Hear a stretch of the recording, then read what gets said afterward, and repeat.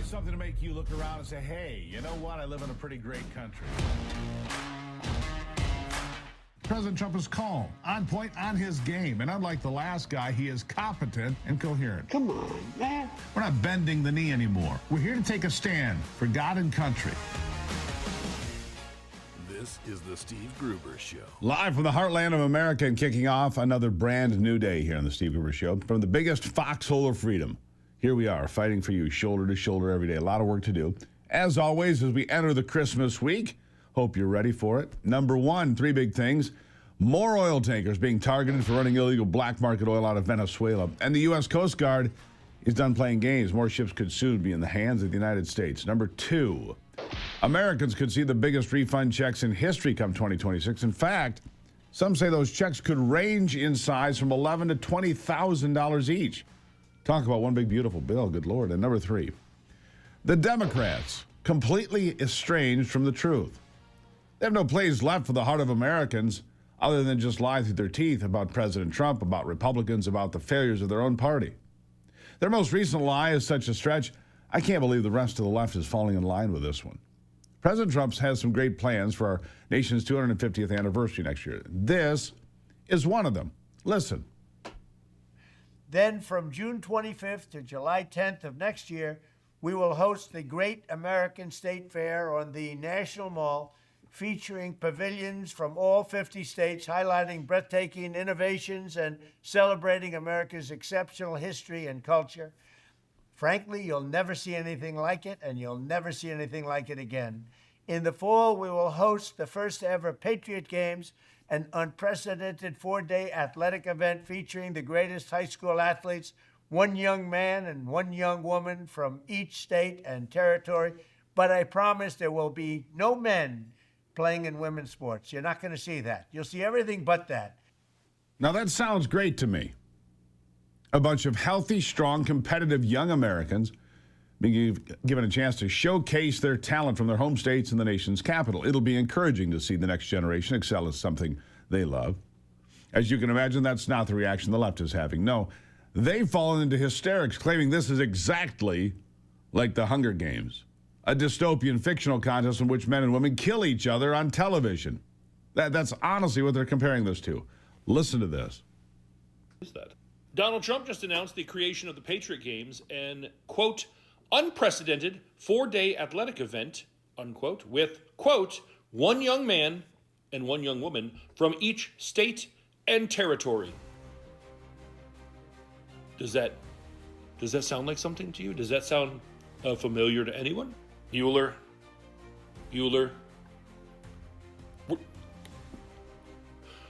Handmaid's Tale wasn't enough. We're also doing the Hunger Games. We're doing the Hunger Games. I still become speechless with the guy. Suzanne Collins, by the way, should sue him for copyright infringement.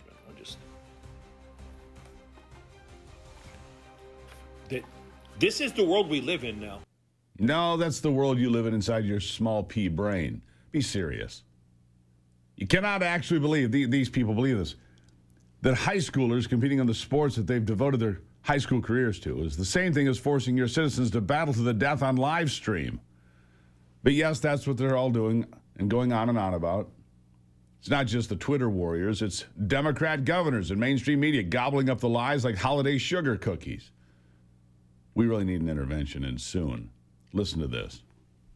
President Trump says 2026 is going to be a celebration of America like no other. He's announced several events marking America's 250th birthday, including the first ever Patriot Games, which will pit top high school athletes from around the country against each other.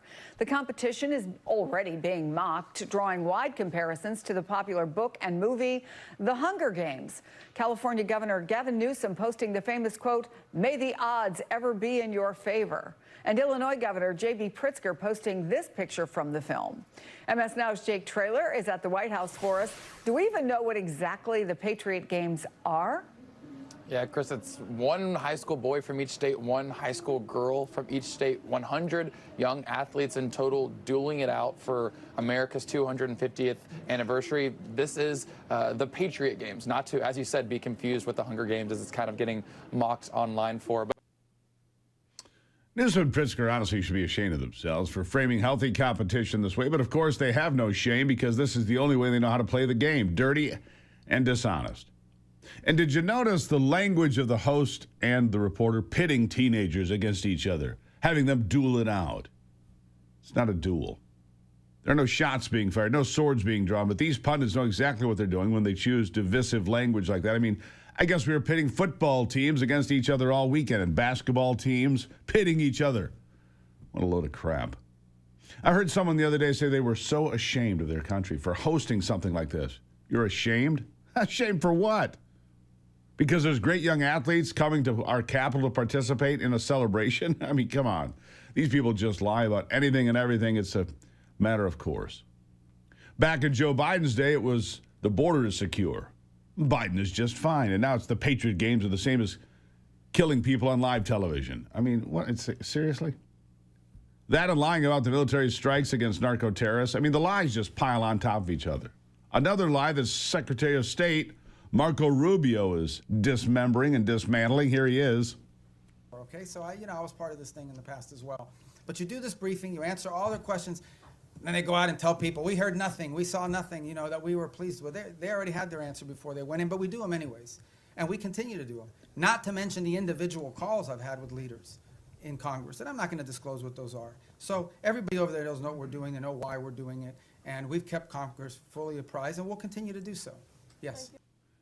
Exactly like Rubio said. The Democrats already had their narrative, already had their answers, already knew what their talking points were before they even go into these meetings. And they're going to run with it no matter what they see or hear. It doesn't matter. They don't care about the facts, reality, just the narrative.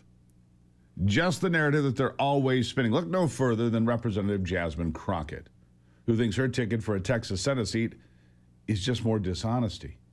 Right, here she is.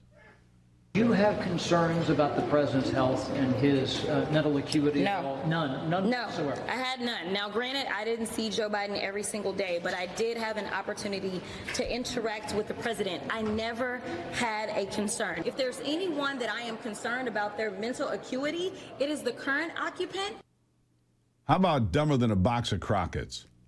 I think that's my new term, dumber than a box of Crockett's. What's crazy to me is that some people like CNN's Jake Tapper recognize what the Democrats did over the course of the last 4 years, while somehow distancing himself from the problem, even though he let them get away with it for those 4 years almost completely. We'll get most of it. Go ahead. Democrats just spent 4 years arguing that the border was fine, inflation was not a problem, and Joe Biden was up to the job. And I think that 4 years of that message was really harmful. I think there are a lot of reasons why there are crises in confidence in the news media, in Democratic Party, in institutions. And I think all of it needs to be hashed out, acknowledged, and discussed. And it's because of you, Jake. You sat there and lied for 4 years. You covered up for it. And then you wrote a book about Joe Biden's diminished capacity as if you didn't have any idea. Remarkable, isn't it? How they will sit there, lie to you with a straight face. We've got more after the break. Oh, what do you want for Christmas? I want honest Democrats. No chance in hell. We'll be right back.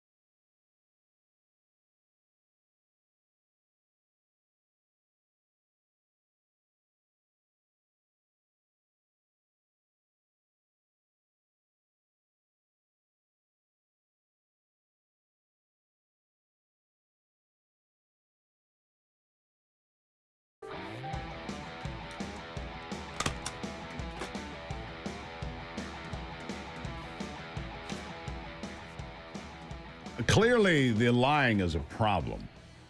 It's pathological. The mainstream media continues to join in on it as well. You know that. It's a problem. Democrats believe they found a gold mine in exploiting the Jeffrey Epstein documents, for example, even though every time we look closer at the documents and photos that are being released, there's a lot more dirt on big-name Democrats like Bill Clinton than there is anything on Donald Trump, which they keep trying to tell you, oh, Donald Trump's in there. They block out the pictures. And MSNBC needs to issue a retraction or a payout for their so-called legal reporter trying to claim that President Trump was pictured with underage victims of Jeffrey Epstein, when in reality, when they blocked out those faces, they were Hawaiian tropic models at an event at Mar-a-Lago. Listen. But Anna, one thing that stands out to me is the people whose faces are not redacted as compared with images where we can see that the women have faces that are redacted or blurred out.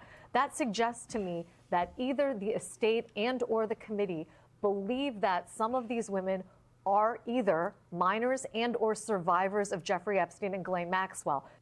No, Democrats redacted the faces of adult suntan lotion models to fake a scandal, just like they did when they retracted Virginia Giuffre's name from those emails earlier to insinuate more wrongdoing when there was none. They want to make him responsible for things he never did and was never involved with, while taking no accountability for their own skeletons, big, ugly ones, and refusing to give him credit for what he is doing. Like I said, it was Bill Clinton that was featured heavily in the Epstein files. So bad that his wife's former running mate, Senator Tim Kaine, is calling it out. Here's another one. A $1,776 Christmas bonus for U.S. troops. These service members who are often living on a tight budget and missing Christmases of their own, and they are ecstatic about the bonus and giving Trump credit, and the left just can't stand it. They're raining on the troops parade, which is quite the opposite of the Christmas spirit, as this guy points out. Here he is. And you've got a bunch of Democrats in the comments who hate seeing Trump get any type of credit. Let's look at what they're saying to our troops. That is not a bonus. They just renamed the housing allowance that Congress approved. People are bought so easily. No way y'all act excited over some 1.7K. Shut up. Shut up. You guys are annoying. Again, they hate seeing Trump get credit for anything. So the fact that the troops are happy and they're dancing about a bonus and it came from Trump, oh no, we gotta mentally warp them and think that Trump isn't really trying to help them or doesn't care about them. I hate to see Trump get credit. You know that bonus, he doesn't really care about you, right? Couldn't be me being happy over a 1.7K bonus. You know that was from somewhere else that he probably wasn't supposed to take that money from, right? Again, like I said earlier, shut up. Shut up. Nicely done. Democrats were fine with shelling out billions upon billions of dollars to Ukraine that was, well, who knows where it ended up. But they don't want our own troops to receive a little Christmas bonus, a nice one at that. They've lost the plot. They've lost the respect of true everyday ordinary Americans if they ever had it. And that's really what this all comes down to. The Democrats don't just disagree with President Trump or conservatives on policy. They fundamentally resent the people this country actually belongs to. They resent competition. They resent excellence. They resent patriotism. And they especially resent you, everyday Americans who are responding positively to any of it. They can't stand the idea of young people striving, winning, representing their states with pride, because that doesn't fit the victimhood narrative that they've been selling for decades. They can't stand troops being rewarded because it reminds Americans that service still matters, sacrifice still matters, and leadership still matters. So instead of celebrating the 250th anniversary of the greatest nation on earth, they turn it into a dystopian horror movie. Instead of applauding young athletes, they accuse the president of cruelty. Instead of thanking service members, they nitpick, smear, and sneer. That's not leadership. That's bitterness. And the media, the most of them, they don't push back, they amplify it. They choose loaded language, misleading imagery, and outright falsehoods because outrage gets clicks and fear keeps their audience loyal. Truth is secondary, context optional. The narrative is everything here. But here's the good news. The American people see through it. They know the difference between competition and cruelty. They know the difference between patriotism and propaganda. And they know when they're being lied to. This country wasn't built by people who were afraid of excellence or ashamed of success. It was built by people who embraced challenge, honored service, and believed the next generation could be even better than the last. Democrats have lost the plot, but America, I believe, has not. And no amount of lying is going to change that. It's not. Now, this holiday season, it's almost Christmas. So this holiday season, give the gift of feeling your best with Victory Nutrition International, makers of science-backed supplements designed to power your life. Right now, you can get 20% off and free shipping on every subscription order. Forever. That's right, lock in the savings for the rest of your life, from digestion and hydration to vitality, cognition, weight support. BNI has wellness wrapped up neatly for you and your loved ones. Check out all the top-rated products, just 6 to choose from. They don't have 12,000 products, they have 6 that are well-documented, science-backed. VNI.life/Gruber. VNI.life/Gruber. Start activating your best life this holiday season. Now, got a little bit of insider baseball here. I've been told by a couple of sources here that the president is going to be officially issuing a blockade of Venezuela today and those oil tankers. The announcement's coming sometime late this afternoon from Mar-a-Lago, I'm told. This, as the president continues the pressure campaign to stop Maduro's regime from selling oil illegally on the black market for cut rates to places like Iran, China, Russia. These ghost ships, as they're called, leave port with a couple million barrels of oil, headed off into the darkness, flying flags of countries that are false. They are truly false flags. Well, today at 4:30-ish, from Mar-a-Lago, I'm told the president's going to issue this statement along with Pete Hegseth. We'll see what comes of it. We'll keep an eye on that, of course, and let you know when it does happen. Talk about with detail tomorrow. We'll take a break and be right back. Welcome to Christmas week. Just a couple of days left, my friends. Merry Christmas, by the way. This is the Steve Gruber Show.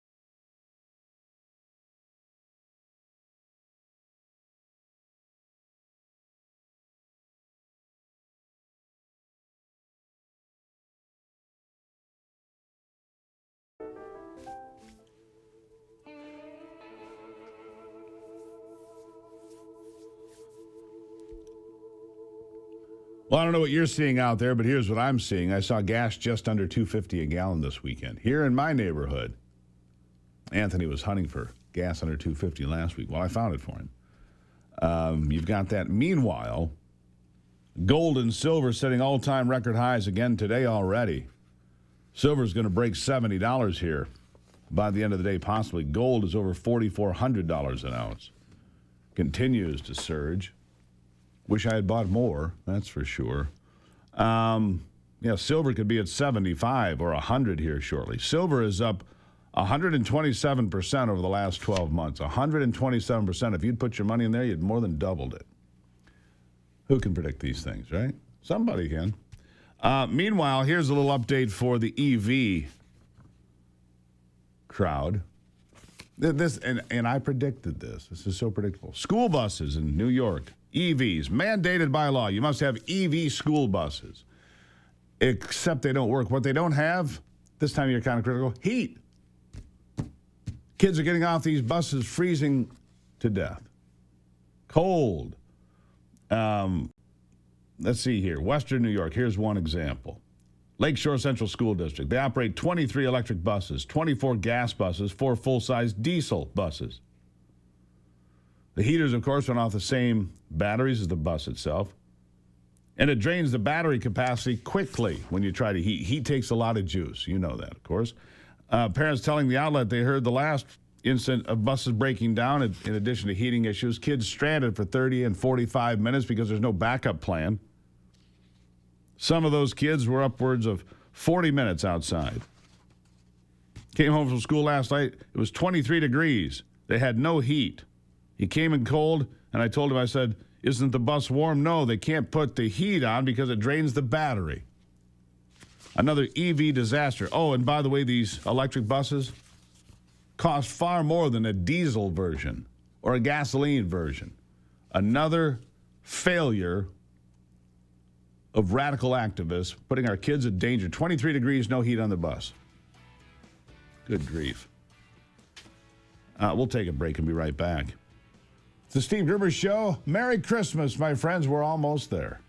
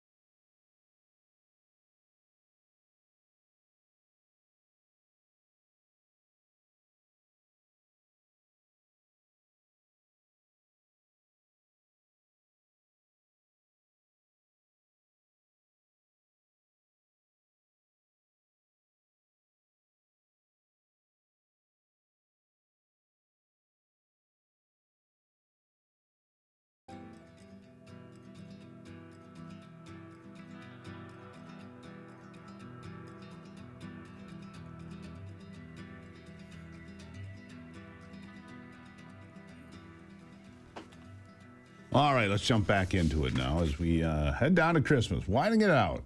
Hope you got your shopping done. And hope you're ready for the big holiday.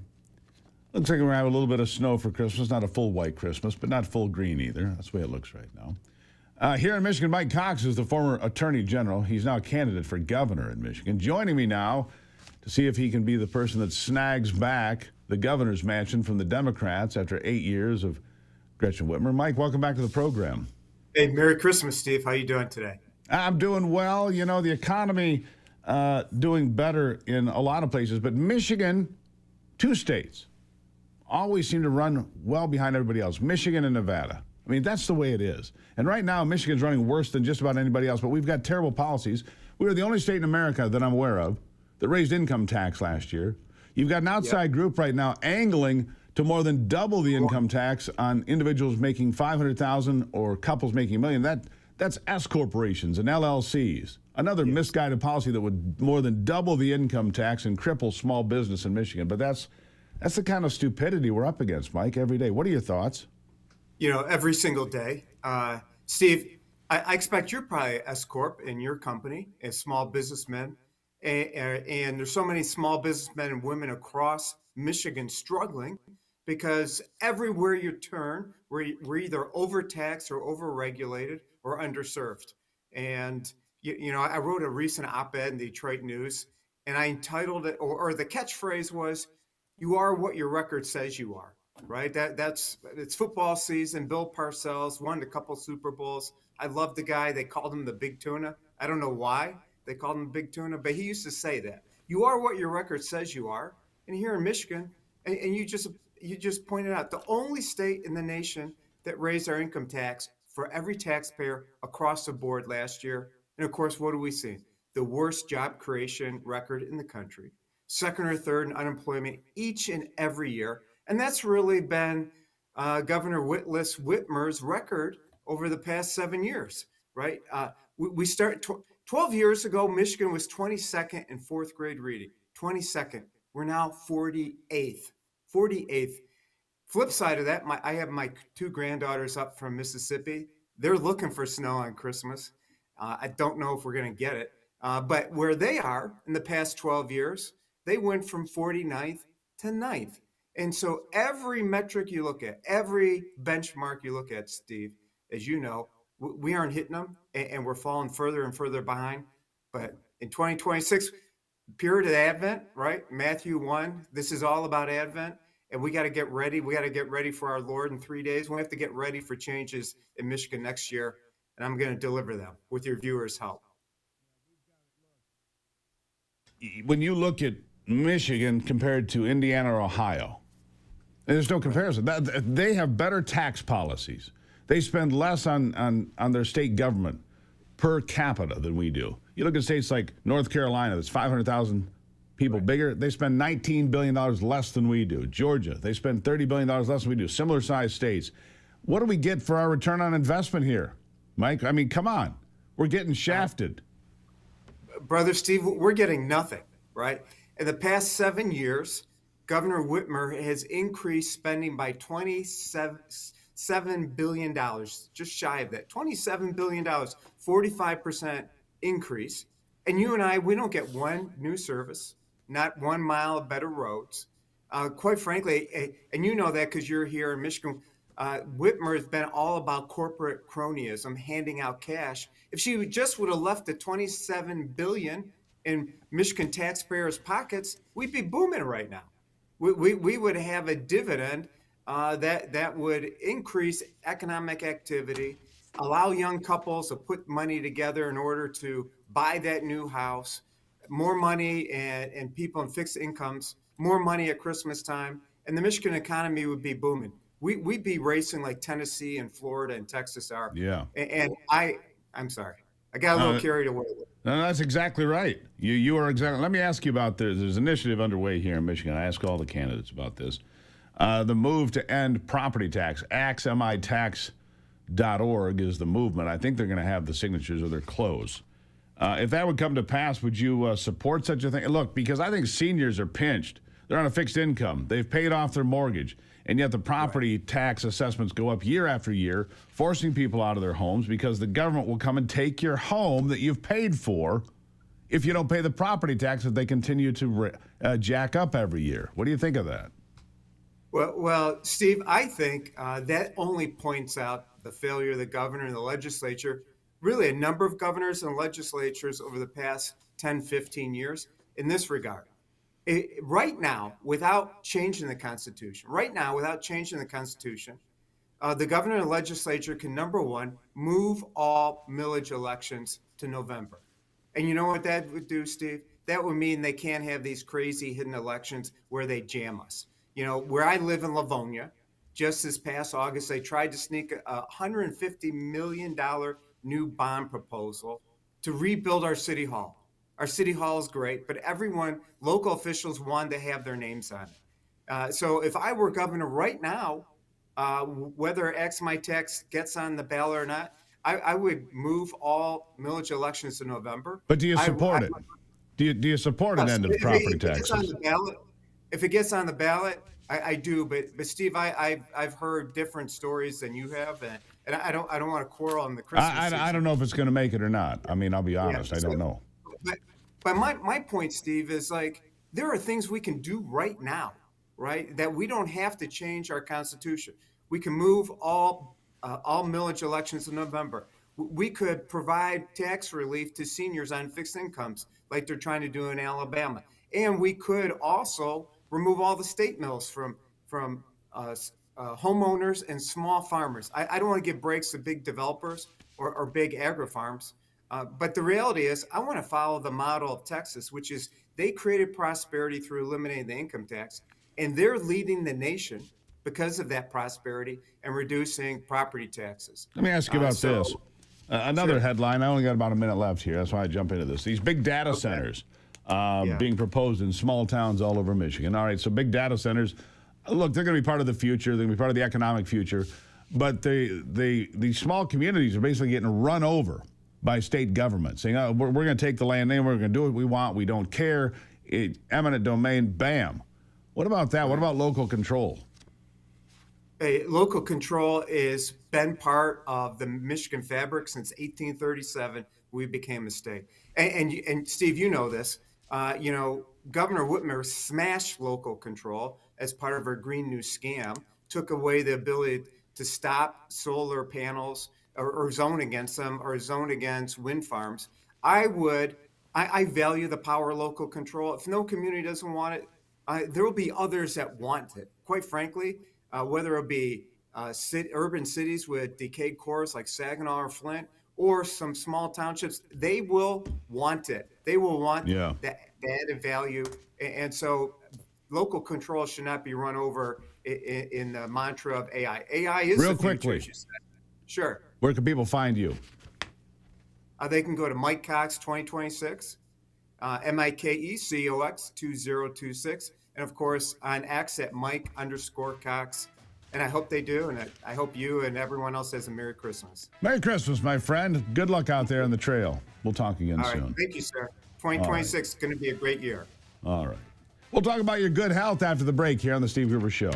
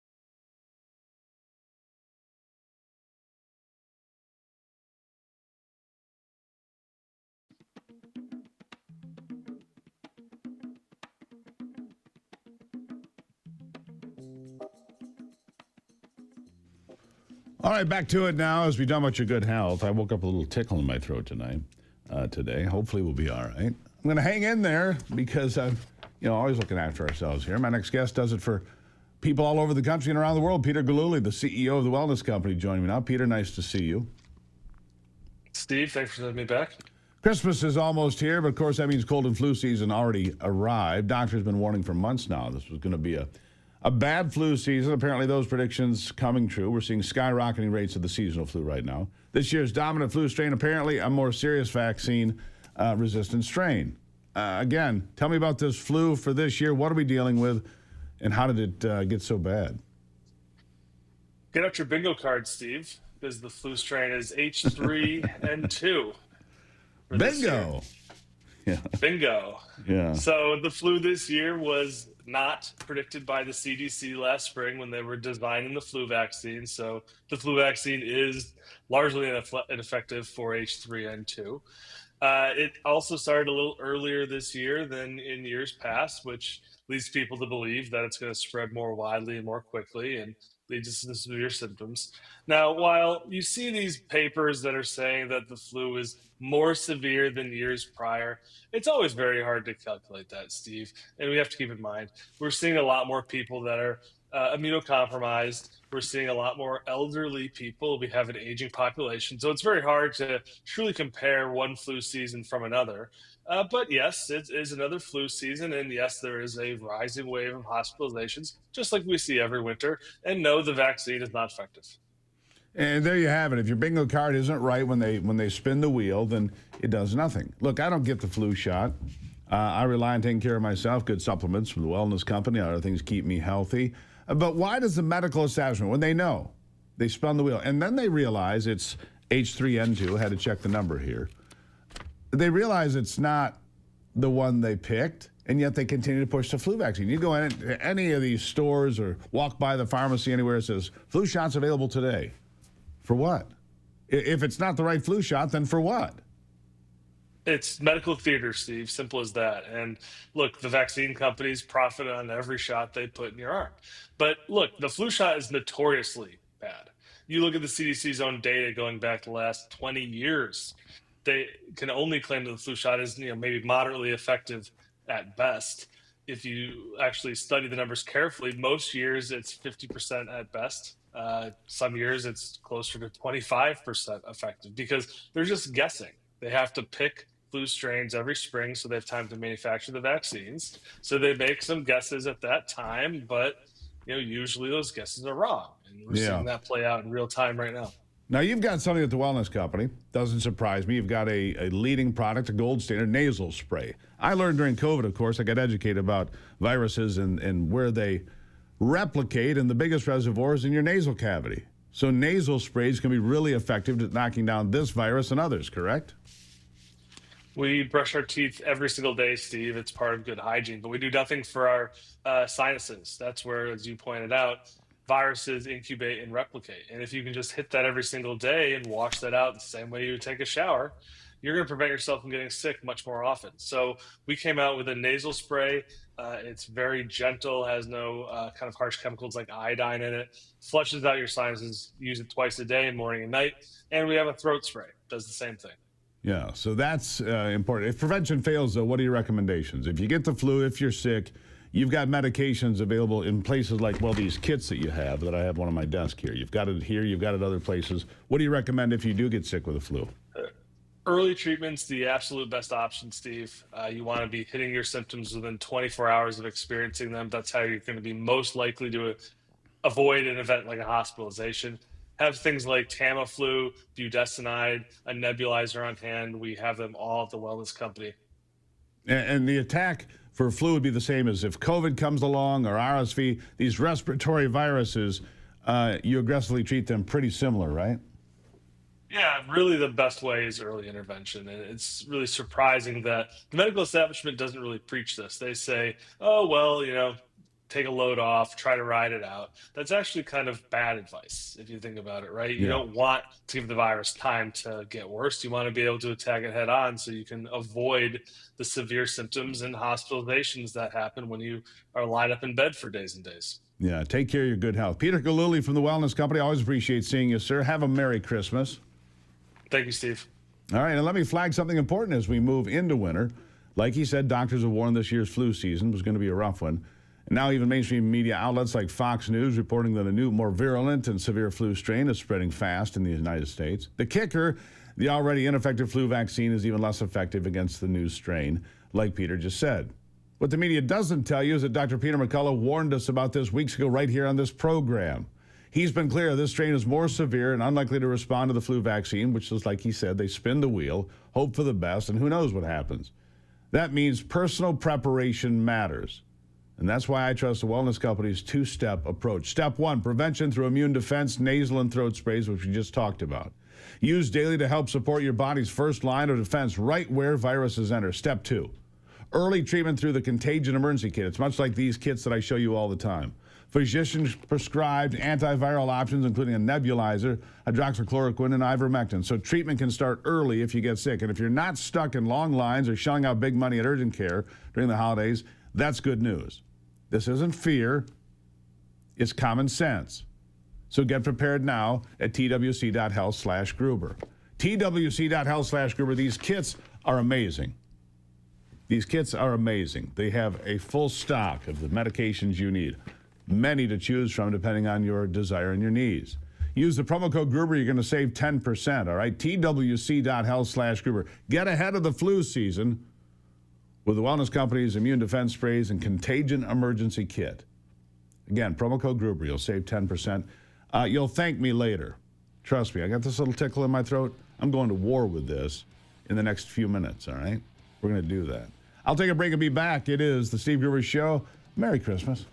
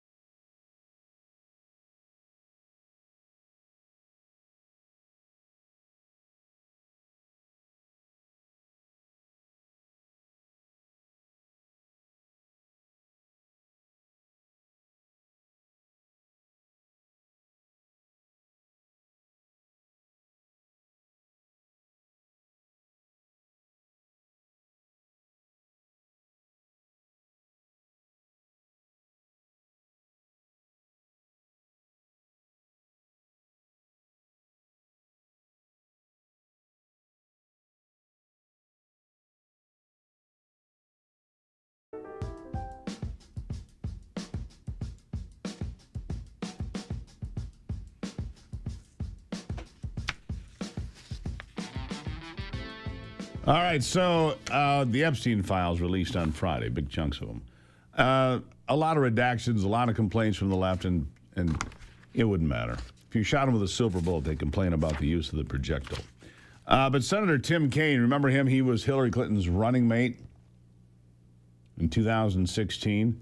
He said yesterday that former President Bill Clinton should address questions surrounding files linked to convicted sex offender Jeffrey Epstein. Former President Bill Clinton is featured prominently in the first batch, wrote Kaine.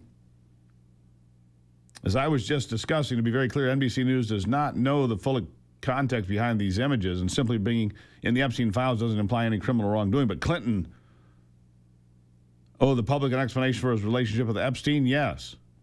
You know, I actually haven't tracked what President Clinton has said, and if there are unanswered questions, he should address them, and I suspect he will. Remember, it was Bill Clinton's painting that was on the wall in Epstein's Manhattan mansion. Bill Clinton in the blue dress. Remember that? First thing you see when you walked in. It just makes you think, all right, what's he have on Bill Clinton? A lot, apparently. A lot. I mean, why would you have that painting up and it was just for fun? Yeah.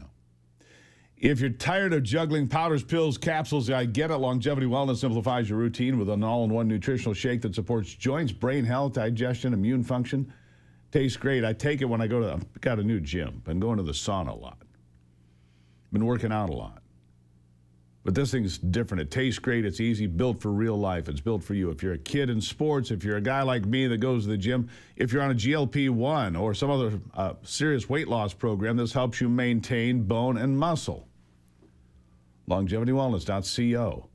LongevityWellness.co. Use the promo code Gruber for an exclusive listener discount. LongevityWellness.co. Promo code Gruber. Get that bonus, all right? And right now, there's a limited time offer. Buy one, get 6 extra free. One serve only. Yeah, redeem the offer. A case full of models for free. I'll be right back here on the Steve Gruber Show as we continue the conversation. YouTube, the place to be. YouTube, great place to watch the program every day.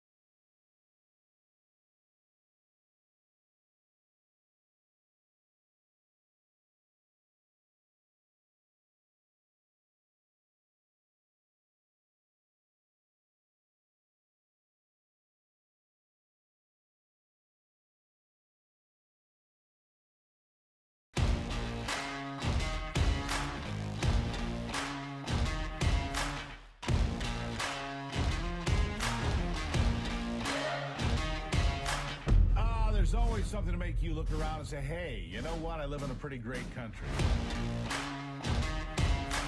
President Trump is calm, on point, on his game. And unlike the last guy, he is competent and coherent. Come on, man. We're not bending the knee anymore. We're here to take a stand for God and country. This is the Steve Gruber Show.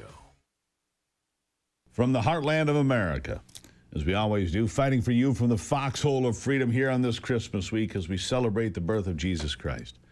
It is the reason for the season. They can say whatever they want. It's not Happy Holidays, it's Merry Christmas, my friends. Glad to have you here. Three big things to cover this hour. Number one, 'tis the season for Democrats to scream about nativity scenes while we're in that thought, in towns large and small. But finally, we're seeing people stand up and say, no, you're not shutting us down, not for a minute. Number two, the Epstein files were all the Democrats could talk about for weeks. Well, now they're out, and the person we see the most is we were just talking about Bill Clinton. They're trying to ignore it, of course. And number three, how about those giant refund checks? $11,000 to $20,000, maybe more for some families. Unbelievable. I saw gas under $2.50 a gallon in the neighborhood here. I mean, that's just wonderful. Inflation dropped to 2.7%. We have a $600 billion reduction in the annual deficit already. Looks like 2026 will be even stronger for millions of Americans. Christmas and record-setting shopping could be just the beginning of the boom. Gold and silver sitting all-time highs. Silver almost at $70 an ounce right now. Almost $70 an ounce. Kevin Hassett says the deficit has collapsed, and that means checks going out to the American people. Good news, right? Here he is. Congress is going to have to send those money to those peoples. But the thing we can say is that since July, we've had a lot of positive news about the economy. We've had a couple of quarters of almost 4% growth. We've got a big government surplus, actually, running for a few months in a row. The deficit relative to last year is down by $600 billion. And so in the summer, I wasn't so sure that there was space for a check like that. But now I'm pretty sure that there is. And so I would expect that in the new year, the president will bring forth a proposal to Congress to make that happen. So a new proposal for these, it's not necessarily coming from existing tariff revenue? Oh, well, it could come from tariff revenue, but in the end, you know, we get taxes, we get tariffs, we get also revenue from lots of places, and then Congress decides how to spend those monies. That's an appropriation. And so this would have to be money that would be an appropriation. Yeah, it says Congress has to do it, but the money will be there. Money will be there. Would you take a $2,000 check, Anthony? Would you take one? Yeah. Yeah. How about two? Would you take two? I take two. I take two. Take a full house. Yeah. Scott Bessent hammers the point home about the improving economy. Like I said, I saw gas below $2.50 a gallon over the weekend. That's all good news. Here's what the Secretary of the Treasury said. The Biden administration created the worst inflation in 50 years, and maybe for working Americans, the worst inflation of all time. And we have pulled that number down. That Strategas Research does something called the Common Man Index. Under Biden, the accumulated inflation number, as measured by CPI, was about 20%. Their index showed 35. This year, for the first time, the Common Man Index is below the inflation index because the basket of goods for working Americans, food, gasoline, rent is coming down. So I wrote an essay March 12th, 2024, and it talked about the three I's: immigration, interest rates, and inflation. Mass unfettered immigration, depressed wages, caused housing prices to go up. President has closed the border. That is fixed. Interest rates have come down. The bond market just had the best year since 2020. And now we are working on inflation, and I expect inflation to roll down strongly next year. Yeah, roll down strongly. And that's all good news. It is good news.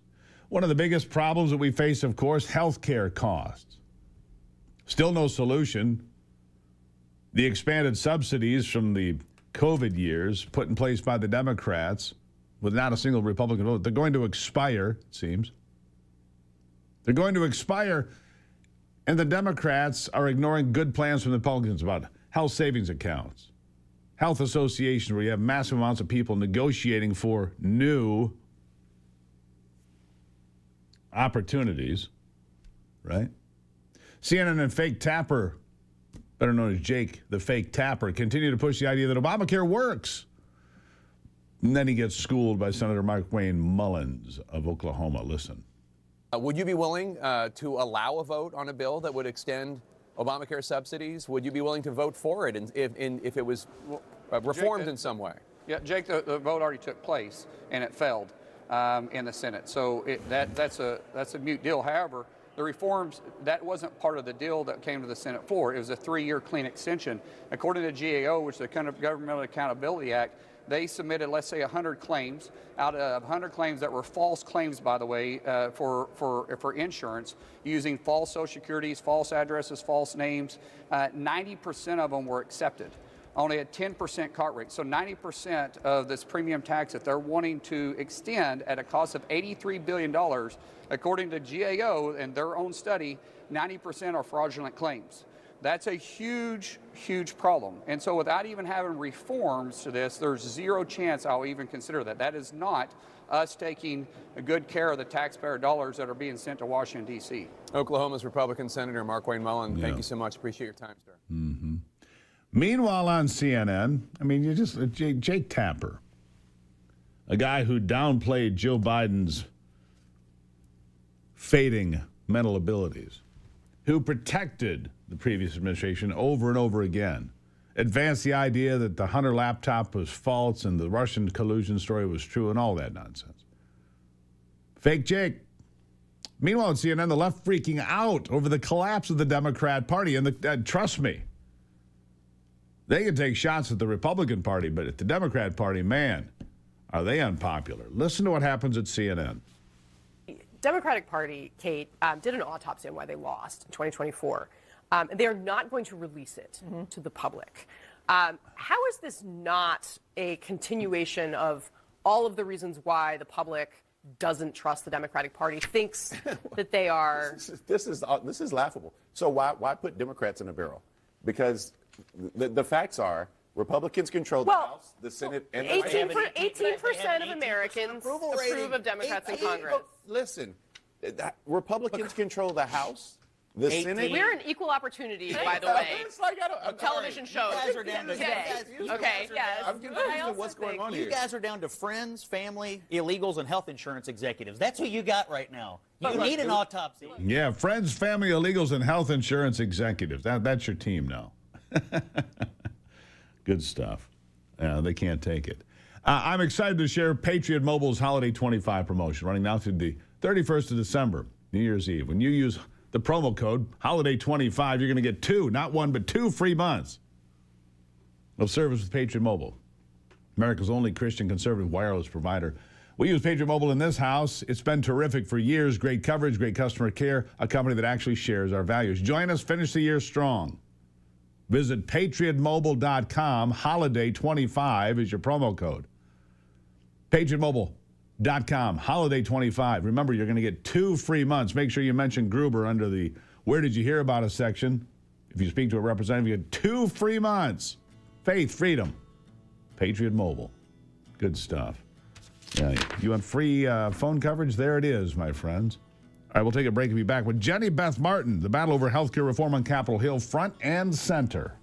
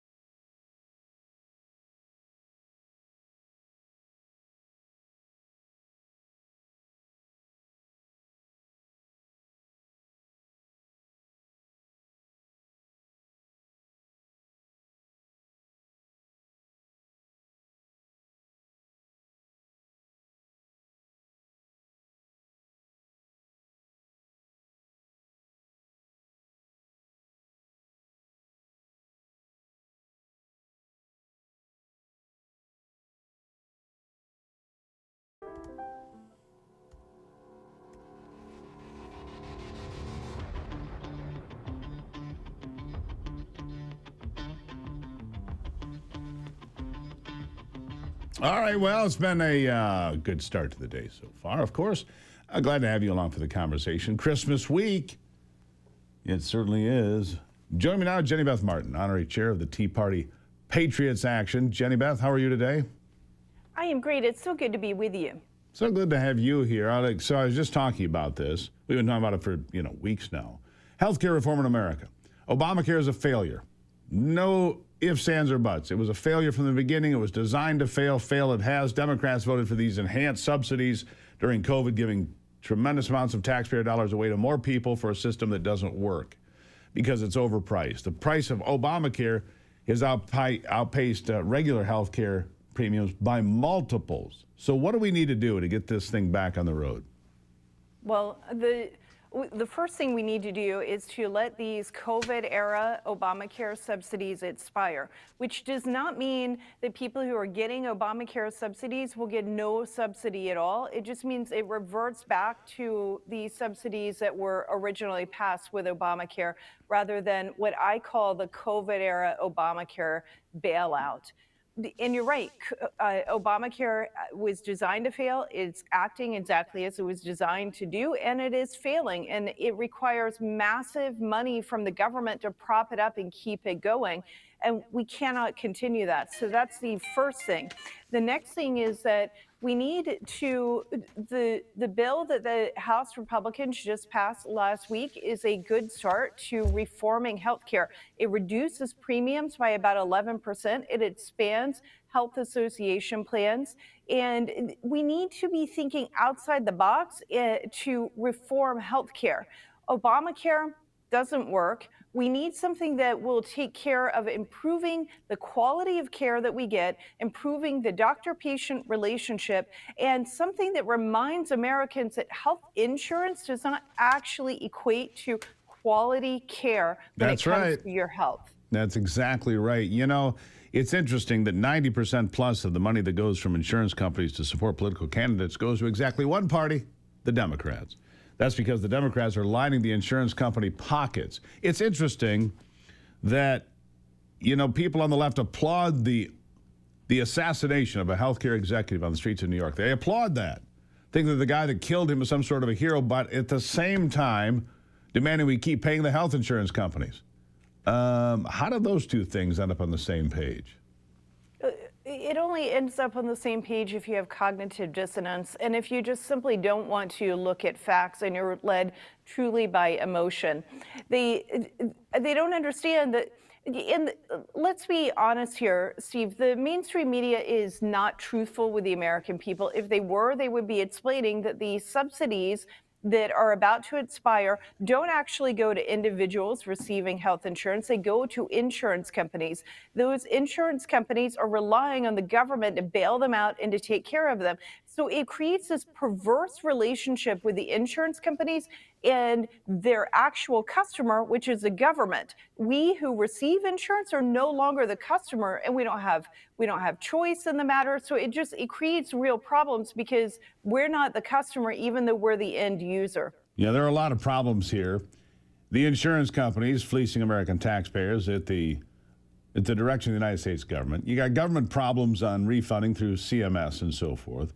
You've got others like these big hospitals, these big corporations that'll offer 100 or more pricing points for the exact same procedure. It's bizarre. I had a man on this program here last week, just had a child. $28,000 was the insurance bill. He said, I want to pay cash. They said, oh, $2,800. Wait a second, a 90% discount for cash on the birth of a child?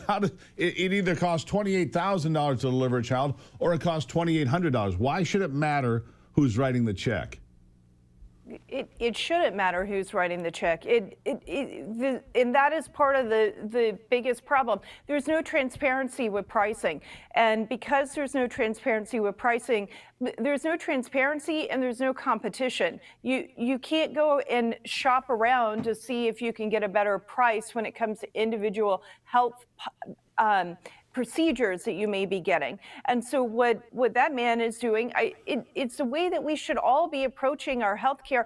if it is not a life and death situation, if it's a life and death situation, you're in the ER, that's a different story. But when it comes to our healthcare, we should be able to shop for that as educated consumers, the same way we shop and put time and thought into buying a car or buying a new phone. And right now, it's just you go to the doctor, you get the price, you don't even know the cost, and you're stuck with the bill later. Yeah. And that is a flawed, very flawed system. Yeah, we need free markets injected back into the system. That's done with health savings accounts. That is done with these associations. The Rand Paul example, a good one. 44 million members of Costco could get together as a block and go to United Healthcare or Blue Cross and say, here's what we're willing to pay. And so it's not just me fighting for myself with 44 million other people all fighting for themselves in a free-for-all. It's strength in numbers. These are both very good ideas. And yet, of course, the Democrats will tell you it's terrible when it's not. But again, 90% of the money from insurance companies when it comes to campaigns and putting money into campaign coffers, it goes to Democrats. Of course, they're going to take care of their insurance company friends. Last word to you.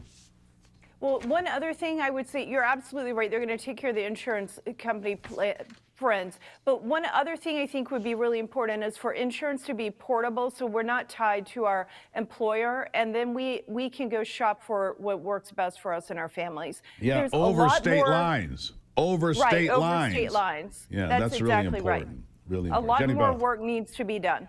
100%. Completely agree. Jenny Beth Martin, always good to see you. Merry Christmas. Merry Christmas to you and to the audience. Thank you so much. Have a lovely Christmas week. I'm going to where the snow is. I am going to where the snow is because why not enjoy some white Christmas? We got a little bit here. I thought we were going to get a white Christmas for sure, as much snow was on the ground, but then got a little warm, a little windy. It blew off a lot of it. You gonna hit the slopes, Steve? Yeah, with my face. Nice. Bam! I am getting new ski boots, Anthony. True story. How's that make you feel? I couldn't do it. Yes, you could. No. Yeah. All right, we'll take a break. We're going skiing, baby. We'll be right back.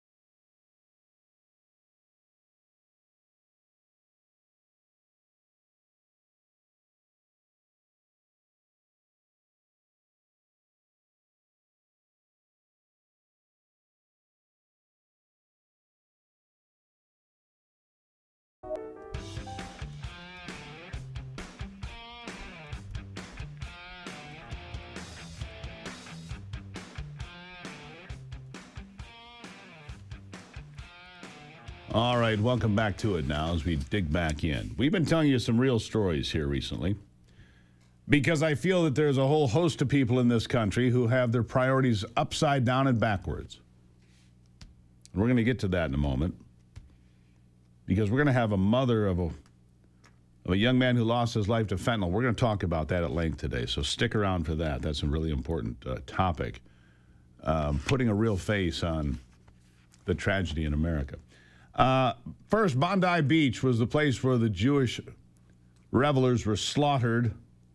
And now New South Wales Premier Chris Minns, this is in Australia, of course, said pro-Palestinian protests were unleashing something in our community that organizers of the protests cannot contain. And therefore, in the UK and Australia, they're going after free speech. Intifada chants are being outlawed. Authorities in Britain and Australia tightening restrictions on pro-Palestinian protests in response to that Islamic State-inspired slaughter on the beach in Australia. Police will be granted expanded powers to shut down unauthorized protests, while tougher hate speech laws will be introduced, including a proposed ban on the slogan, "Globalize the Intifada," will be illegal to say in the UK and Australia. The move comes shortly after UK police arrested 2 people in London on racially aggravated public order charges for allegedly shouting slogans invoking Intifada at a pro-Palestinian demonstration. The new restrictions part of a nationwide policy shift and a policing shift as well, which has drawn concern from some civil liberties and free speech advocates. Free speech is dead in Europe. Now, I don't agree with these folks that are screaming, globalize the Intifada and some of these other things, but I do agree with free speech. It's paramount. It's the cornerstone of America. But be aware that there are people being imported into these countries that are not compatible. If they believe in Sharia law, it is not compatible with the United States Constitution at all. We are guaranteed a Republican form of government. If you want the entire Constitution to go away, that's the only way you're going to get there. The only way you're going to get there. I'll take a break. We're going to talk about those fentanyl deaths and the real impact of the scourge of deadly drugs in America after the break on The Steve Gruber Show.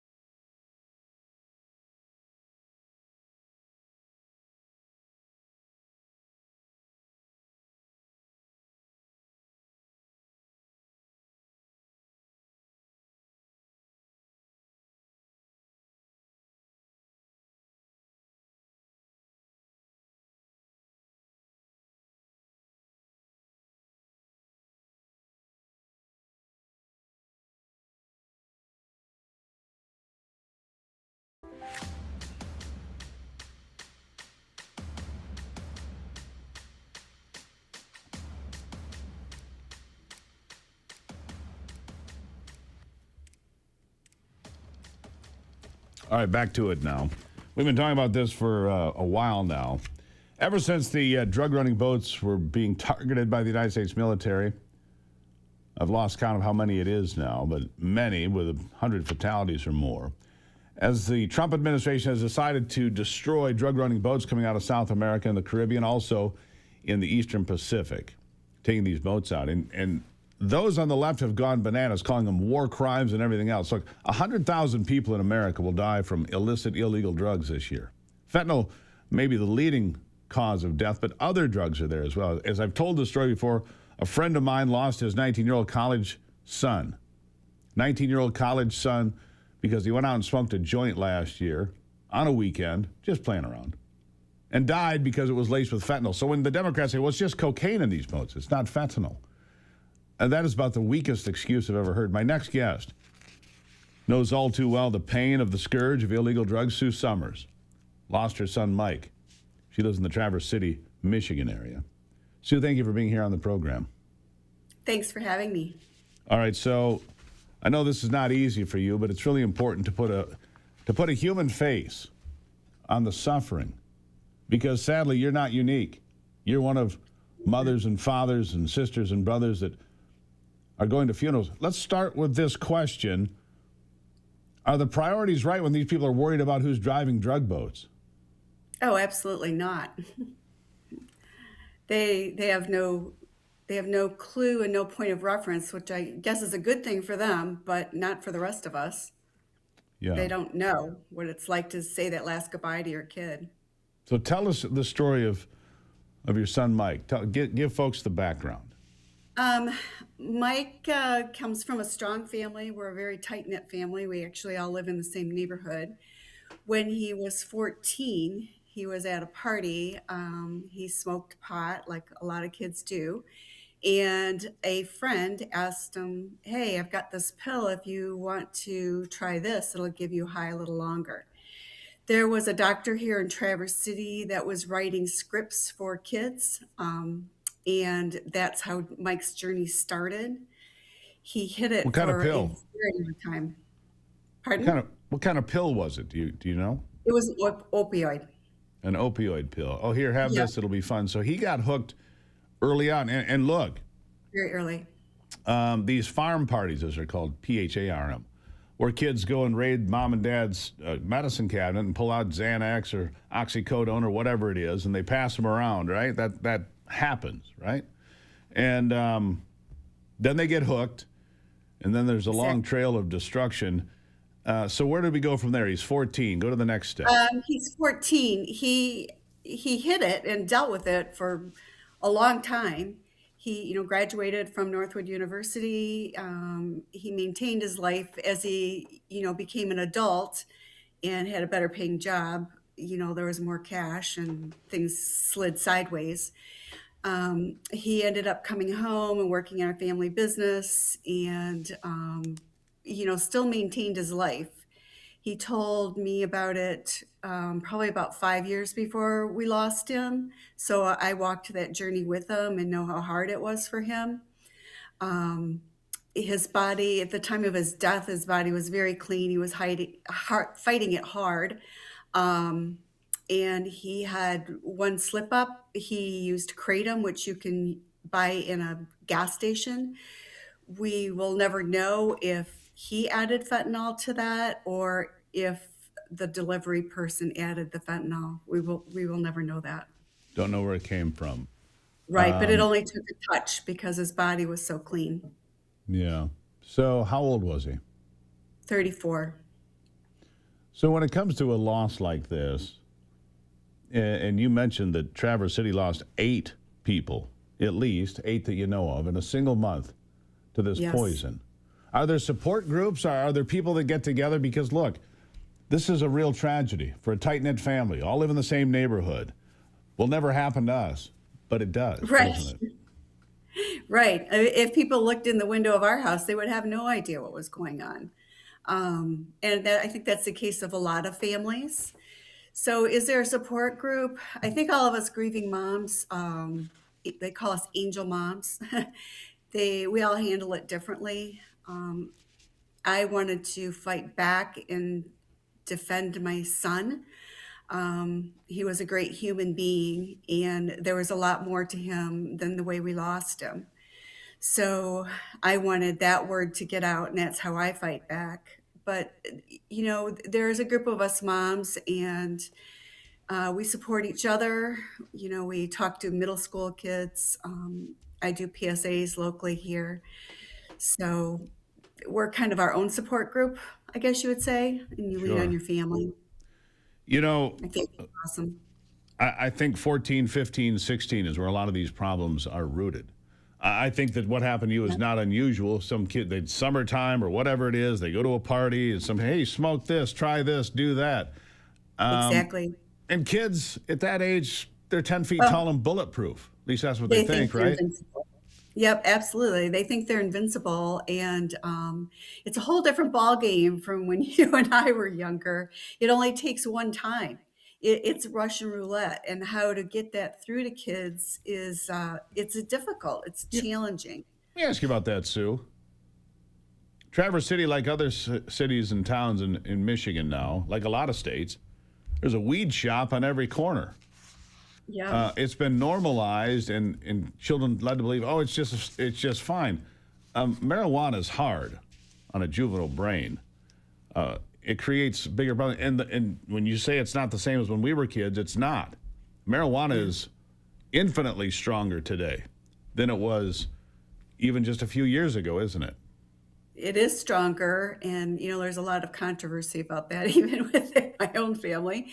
But when you're buying it off the street, you don't know what it's laced with. And what we would think would be a simple thing like marijuana can absolutely be laced with fentanyl. And the kids just don't have a chance against that. I've heard so many stories from so many people up here that have reached out, and it's just tragic. People that buy a pill, adults that buy a pill offline, they're getting some pain relief, and they're gone. There was one man that was on the phone to his wife and said, "I love you. I'll talk to you." Look the other way. Up here in Traverse City, we're in a resort town, and I think that people don't want to talk about it. We're in a somewhat liberal area, so I don't think they want to pursue the prosecutions as much as they should. They just have no idea, and a lot of grieving families don't speak out because of the stigma and the shame of it. And that was something else that our family was hoping to turn around. Yeah, you're not afraid to talk about it. Yeah, we need to talk about it. You'll talk about it with anyone, which is important. I want you to hold that thought, Sue. Sue Summers lost her son, Mike. How old did you say he was? 34. 34 years old. And made one slip up, and unfortunately that was the end of that. Hold on, Sue, because I want to talk about the priorities. I want to talk about what we can do to make the world safer for our young people and old people, as you just mentioned. Sue Summers. I'll be right back.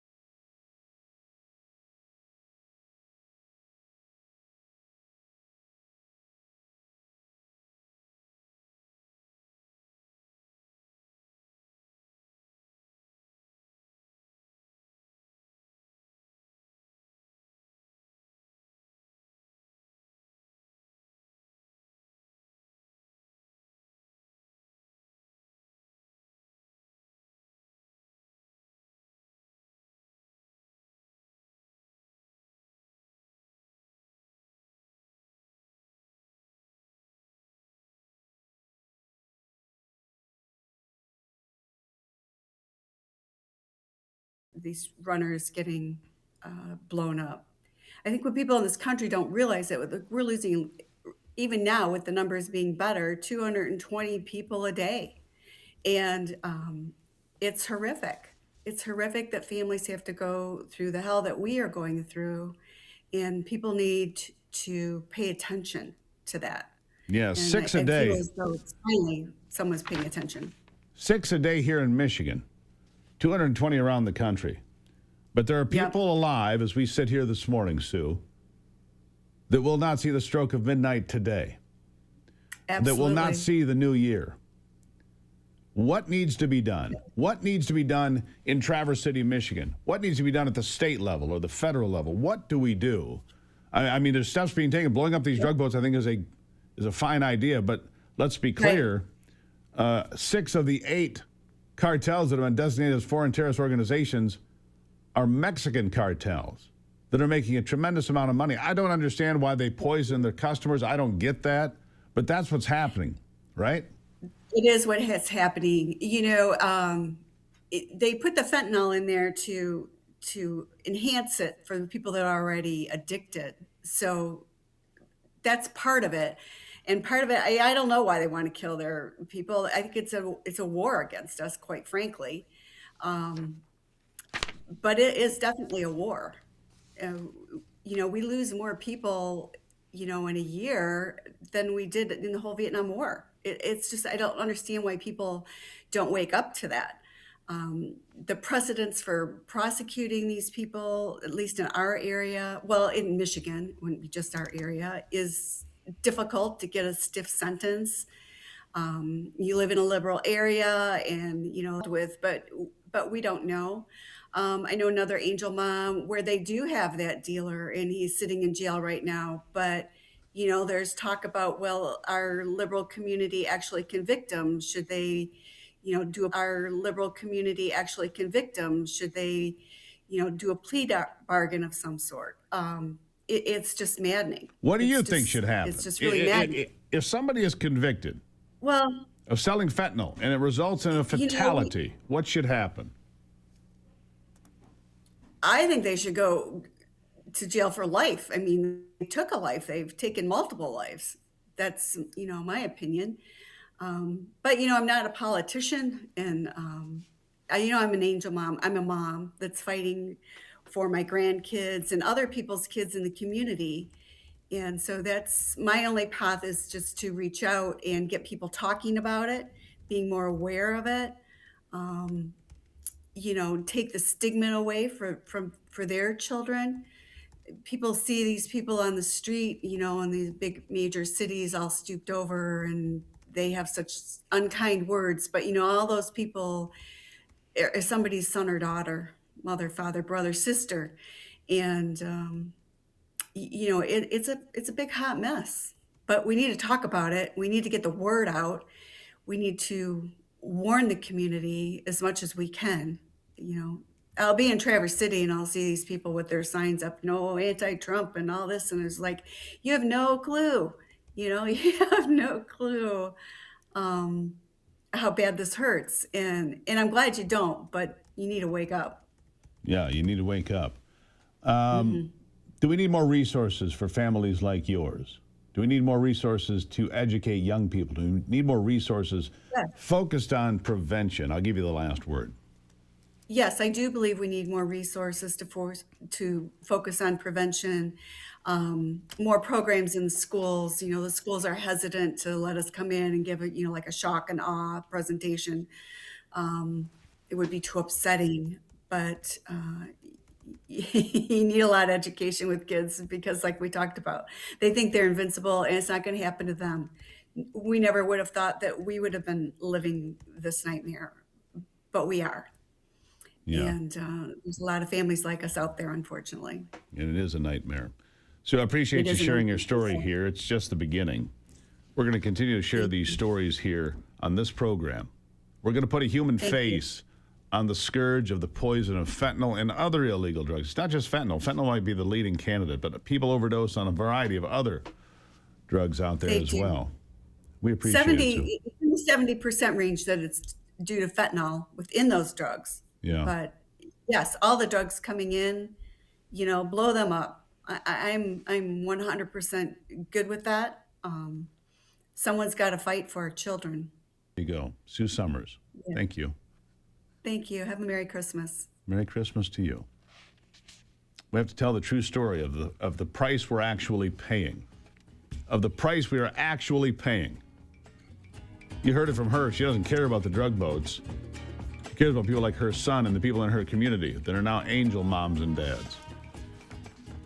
I'll take a break and be right back.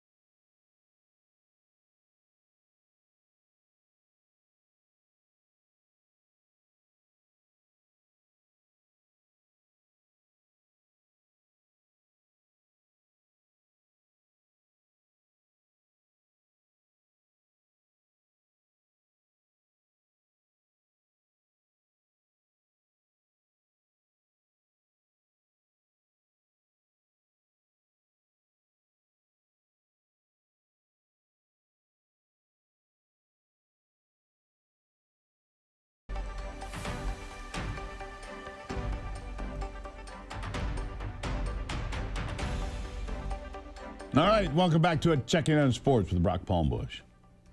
With a look at sports, I'm Brock Palmbush. Another busy day in the NFL. Week 16 saw 12 games on the schedule. AFC winners included Buffalo, Tennessee, and Pittsburgh.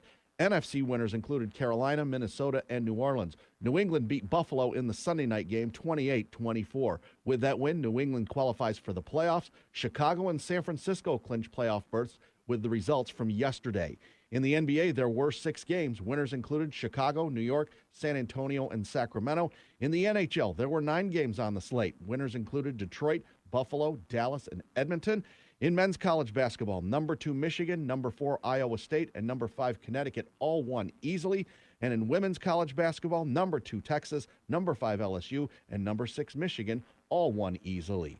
That's a look at sports. Back to you, Steve. All right, Brock, let's talk about it. What's the difference between this year's Lions team that looks like they're probably most likely out of the playoffs after a disappointing loss yesterday? They threw 2 touchdowns, or they scored, I shouldn't say threw 1 touchdown pass, called back pass interference. Last play of the game, touchdown pass, and then it's lateral to Jared Goff. He scores a touchdown, called back again. Yep.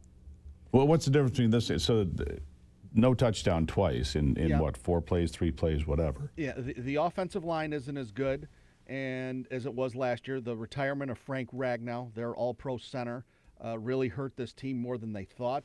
and the defensive injuries. The defense isn't as good. You know, they had a ton of injuries last year on defense. They were still pretty good for the most part. This year, they're worse. Those two things and the last two drafts for the Lions have not worked out well. Now, you know, they're young players. So a lot of complaints about the coaching. Huh? Oh, a lot of complaints. Heard it yesterday. You know, there you are down deep in their territory early in the game, and you go for it on fourth down instead of just taking the pretty much automatic field goal from Jake Bates. Yep, that was a coaching mistake. Dan Campbell's made a bunch of coaching mistakes this year, and it's hurting the team. I believe that he needs to, his bosses, Sheila Ford Hamp and Brad Holmes, need to have a little meeting with him and tell him, quit being so macho and take points when you need to. Yeah, take the points. Yep. Take the points. Take the points. All right. What basically has to happen, Steve, they have to win their last two games, and Green Bay has to lose their last two games. That's the only way the Lions get in. Yeah, good luck. We'll be back after this. It's the Steve Gruber Show.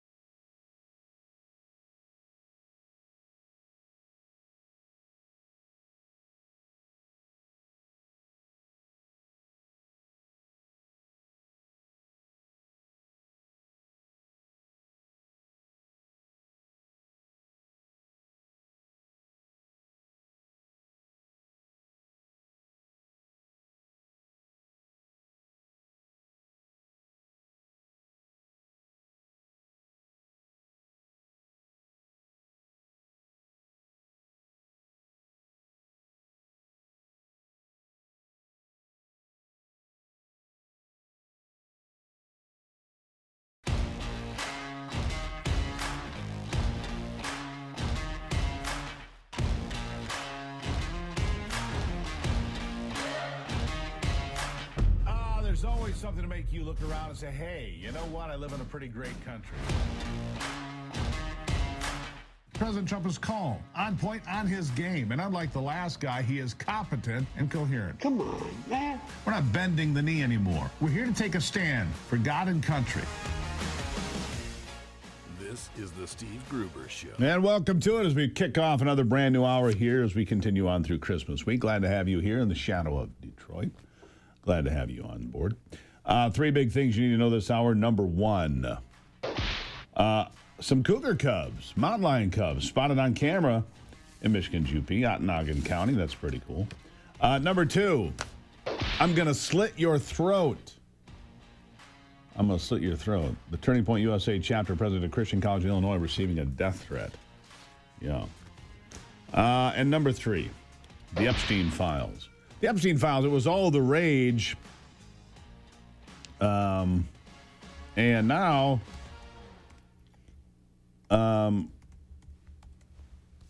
it seems that all of this effort to saddle Donald Trump with this has gone away. The most prominent person in the in the Epstein files, pardon me, is Bill Clinton. I don't know if he does fentanyl, but the most prominent person there is Bill Clinton. In hot tubs with all sorts of women who appear to be potentially underage. I'm not making any accusations. I'm not saying there's any criminal behavior here, but he spent a lot of time with Jeffrey Epstein. He spent a lot of time down on the island, taking the Lolita Express, the airplane down there, numerous times. Deeply involved. And dishonest Democrat hack Jamie Raskin, Congressman Jamie Raskin, completely dismisses the many pictures of Bill Clinton with Jeffrey Epstein and all these women. They just want it to go away, don't they? Listen to this. One of the things we did see were a number of pictures of former President Bill Clinton with Jeffrey Epstein, with Ghislaine Maxwell, in a jacuzzi, swimming in a pool.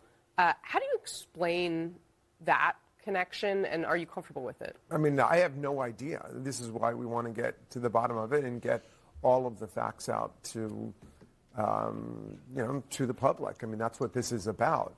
And, look, there are clearly lots of people that are in photographs with Jeffrey Epstein, and in addition to being a child sex predator and an international child sex abuse trafficker, he was very much of a socialite. So nothing to see here. Nothing to concern yourself with. Bill Clinton, the fact that there's a giant painting in Epstein's mansion in Manhattan, don't worry about that. Ignore that, too. Epstein had the goods on Bill Clinton. That's my firm belief. I mean, why would there be this giant painting of Bill Clinton in Epstein's mansion? Why would Bill Clinton be the most prominently featured politician or celebrity in all the pictures? And once again, they did the same stunt, did the Democrats, trying to black out the faces of women. Oh, look, he's with minors. Then some of these folks releasing all these pictures of President Trump with Ivanka, right on his lap and everything. See, he's a pedophile. That's his child. What is wrong with you people? It's his child sitting on his lap at different events. I mean, seriously? Anyhow, Deputy Attorney General Todd Blanche shuts down Kristen Welker on NBC on the release of the Epstein files, which happened on Friday, and they try to say, well, Donald Trump tried to block it from happening. No, he didn't. He signed the law. Listen.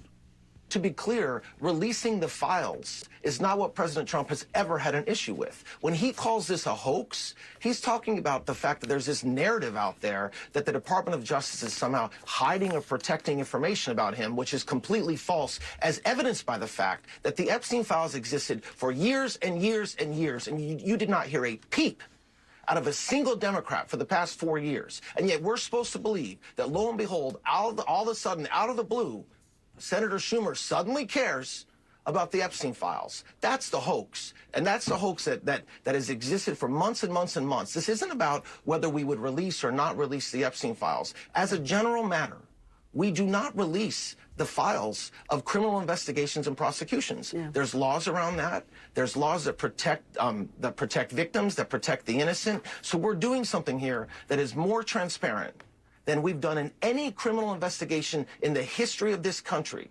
Don't forget that. More transparent than in any criminal investigation in the history of this country. Don't forget that. Pretty important stuff, wouldn't you say? Pretty important stuff. Putting it out there. Donald Trump signed that. All right, shifting gears. AmFest was held over the last 4 days in Phoenix. The biggest gathering of Turning Point USA. First time since the assassination of Charlie Kirk back on the 10th of September. So it's a pretty remarkable event. J.D. Vance arrived there. He said race baiting and basing things on race is over in this country. Listen to what he said. Unlike the left, we stand against treating anybody, and I love what Nikki said about this. We don't treat anybody different because of their race or their sex. So we have relegated DEI to the dustbin of history, which is exactly where it belongs.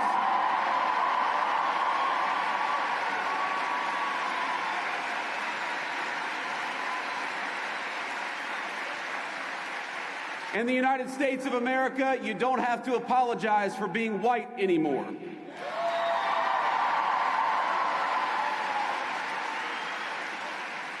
And if you're an Asian, you don't have to talk around your skin color when you're applying for college, because we judge people based on who they are, not on ethnicity and things they can't control.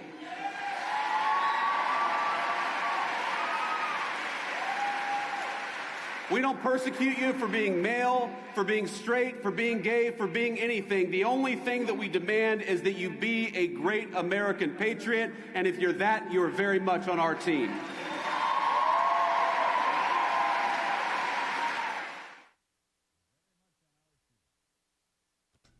Yeah, very much on our team. Pretty good. Pretty big gathering, to say the least. Largest gathering of young conservatives in America, that's for sure. Speaking of Turning Point USA, I mentioned this just a moment ago, and I want to bring your attention to it. I'm going to slit your throat. A threat targets a college TPUSA president. Bourbonnais, Illinois. The Turning Point USA chapter at a Christian college in Illinois. The president there receiving death threats in the week leading up to final exams. Olivet Nazarene University, ONU. Funded in part by more than 700 Nazarene congregations in Michigan, Illinois, Indiana, and Wisconsin, confirmed the threat to Michigan News Source. A university student received a digital anonymous threat via social media, said ONU Public Information Officer Susan Wolf. The student was not on campus when the message was received. No evidence that the threatening message was sent from a university student. Not sure where it came from. But this is the tactic. Confront, intimidate, silence those that you don't agree with while calling those folks that you're trying to silence fascists. The very behavior here is fascist in nature. And they want to accuse TPUSA of fascism and Nazism and white supremacist nonsense. Well, we'll fight back against it here every step of the way. Every step of the way. I'll take a break and be back. It is the Steve Gruber Show.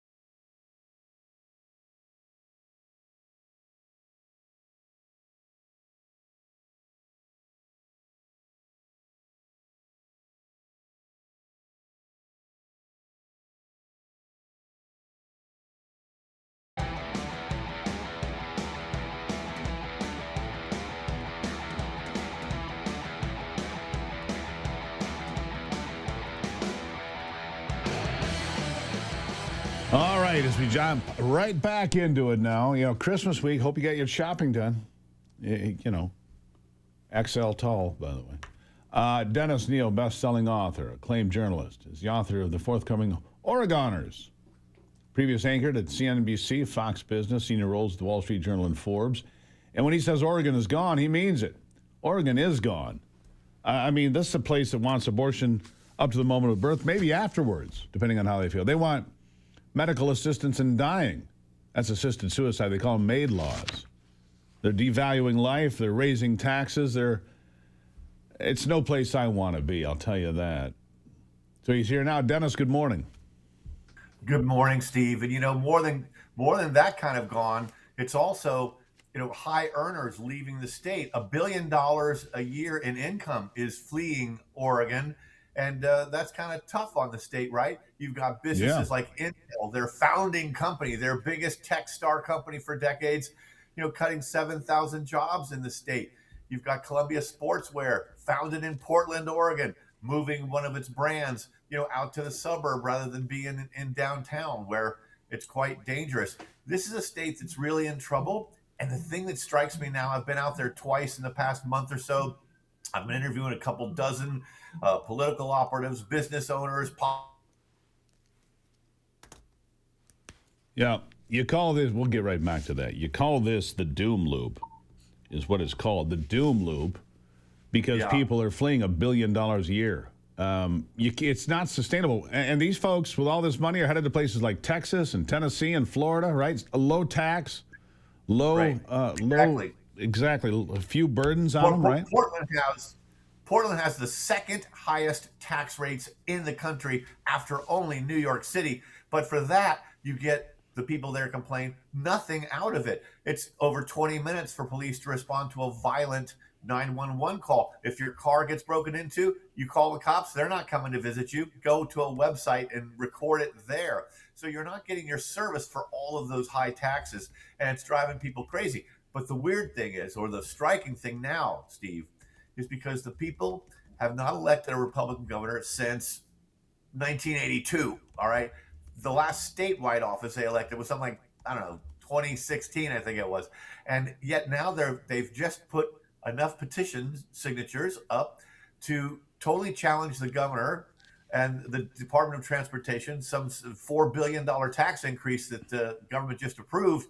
And now they're putting it back on the ballot to try to challenge it. They needed 70,000 signatures. They got 200,000 almost. And it shows you that people are upset. And there's a gap between the leaders and the people. And the leaders just are looking at the fact that they get reelected.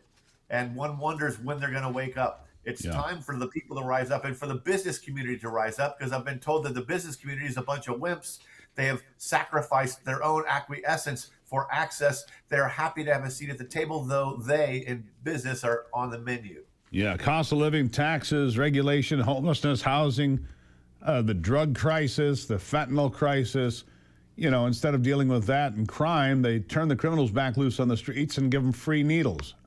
It's failed. Here is one of the biggest examples of failure I have ever seen. So since the 1990s, they've taken millions of acres out of lumber. You can't touch it, right, in Oregon. We're going to save the trees.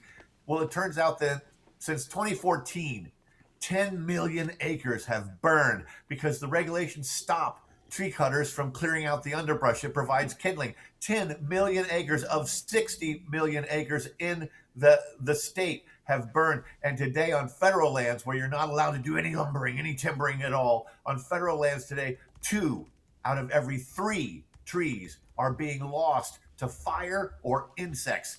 And we did it all to save the freaking stupid spotted owl. There was 14,000 when they started in the 90s. There's 2,500 today. This was just a cover story for the greenies, the Green Tifa activists, to stop doing any type of use of the gorgeous natural resources that Oregon has always bragged about having. All right, well, here's the thing. If Oregon doesn't get back on track, What good? I mean, in Washington is not much better. California isn't much better. Illinois, New York. I mean, they're all going down the toilet, aren't they? Yeah, and the reason I'm focused on Oregon because it is a canary in the coal mine. Oregon is first in many democratic experiences. Oregon was heavily influenced by George Soros money to get a proposal passed back in 2020 to say, oh, let's let all hard drugs be basically decriminalized and available. It was a disaster. They had to peel it back in 2024. Oregon is kind of this incubator. It's only got one major metropolitan media market in the entire state, and that's the Portland area. And so this is a canary in the coal mine for the rest of the country, and especially for blue states and blue cities. You know, what's going on there? You know, I walked around downtown, and I live in New York City, where in the past couple of years, it's been a little scary. Like in the early 80s when I first moved to New York City, you know, people on the street, homeless, but you walk around downtown Portland, it's worse. Their homelessness worse than New York. 4 times the national average per capita. Wow. Yeah, Dennis, that's a terrible commentary on the state of affairs in Oregon, which is why most of Eastern Oregon wants to join Idaho and get the hell out of there. They want out, don't they? 13 counties of the 36 or 39 counties in the state have literally voted in favor of seceding to Idaho, which they cannot do. I think it's got to be rhetorical. I'm going to be following up to interview those guys. I want to pay them a visit. Yeah, they can't do that. I mean, they'd have to have a blessing from Congress, which of course they wouldn't get, and so on and so forth. And those states, and you know, it's almost impossible, but it's showing just how frustrated they are because one poll taken by this group, Save Our Cities, taken by a firm Public Opinion Strategies, it shows that over 60% of the people, or 2/3 of the people in the rest of the state, look at Portland and say, "You're bringing us down. They want you're harshing out. our buzz. You're ruining it for us." Yeah. And I got to leave it there, Dennis. But I want you to come back. Thanks, Bring me updates because you're right. Canary in the coal mine, Dennis. Oregon, they're going over the cliff. Yeah. Socialism fails every time, Dennis. We learned that. Thank you for being here. Yeah. Thanks a lot. Have a great day. You too. Merry Christmas. I'll take a break and be right back.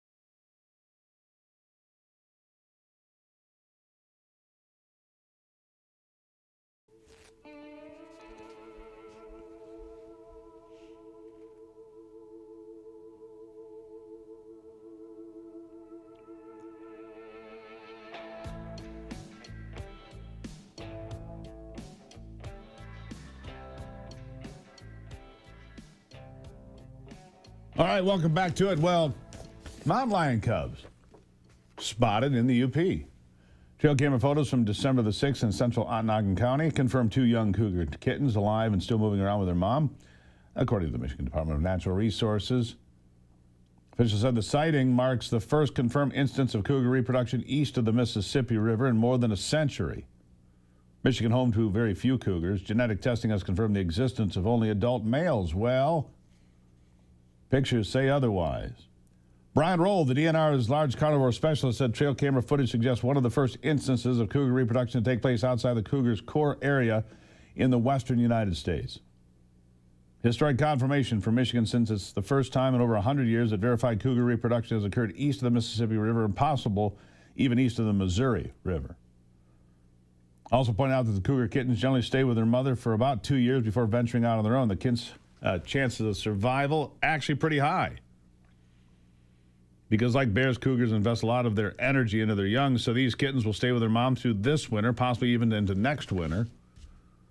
Pretty interesting, right? There it is. There's the picture. Gotcha. Smile for the camera. There you are. Let's domesticate. What's that? Let's domesticate them. Yeah. Let's get out there, Steve. I knew a guy years ago now. Black market pets are a big deal in America, including mountain lions. And he went to the University of Kentucky. That's how he put himself through college, running illegal pets. He confessed to me one time when he had too many cocktails. And he said he had a juvenile mountain lion in his dorm room one day. Said it only weighed about 75 pounds. It gave him a forearm slap, sent him right against the wall. He got rid of the mountain lion out of his room at that point. They're very not domesticatable, is what I'm saying, Anthony. We'll see. It's cool for you. Can you imagine walking down the street with one of those things on a leash? Nobody's messing with it. Nobody. Nobody. Heck, they're crossing the street to get away from you more than they do now. You'll quit. You'll probably quit talking smack in the breaks. Yeah. No. I brought a mountain lion in with No. All right, I'll be back with Parker Fairbairn from Northern Michigan. He's a state rep after this.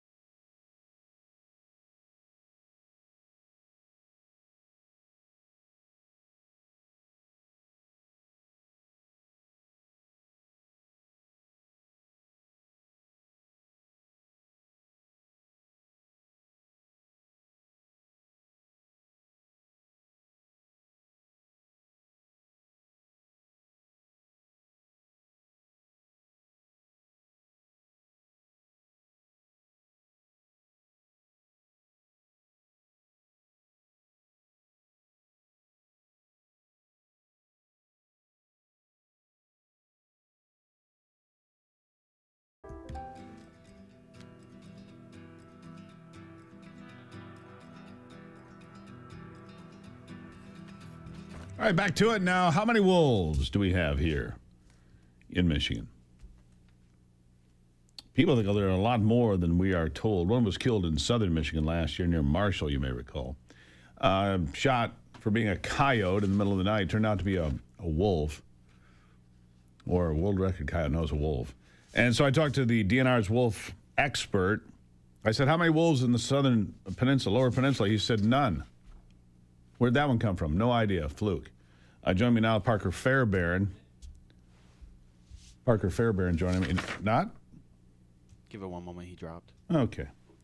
We're pulling him back up here in a second. Little technical issue here today.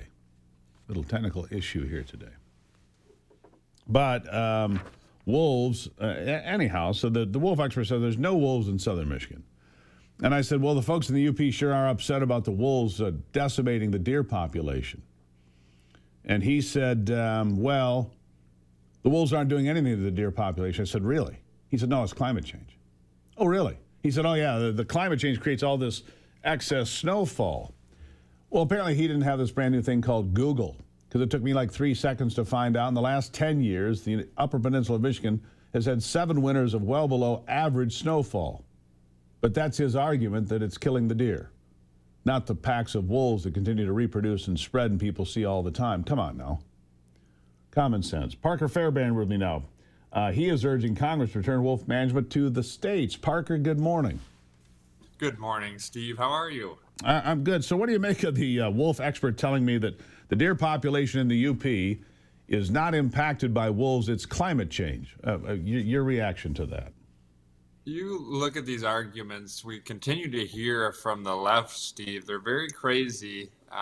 There are many wolves in the UP. The DNR admits there's about 780 wolves in the UP. I think the number is probably double that.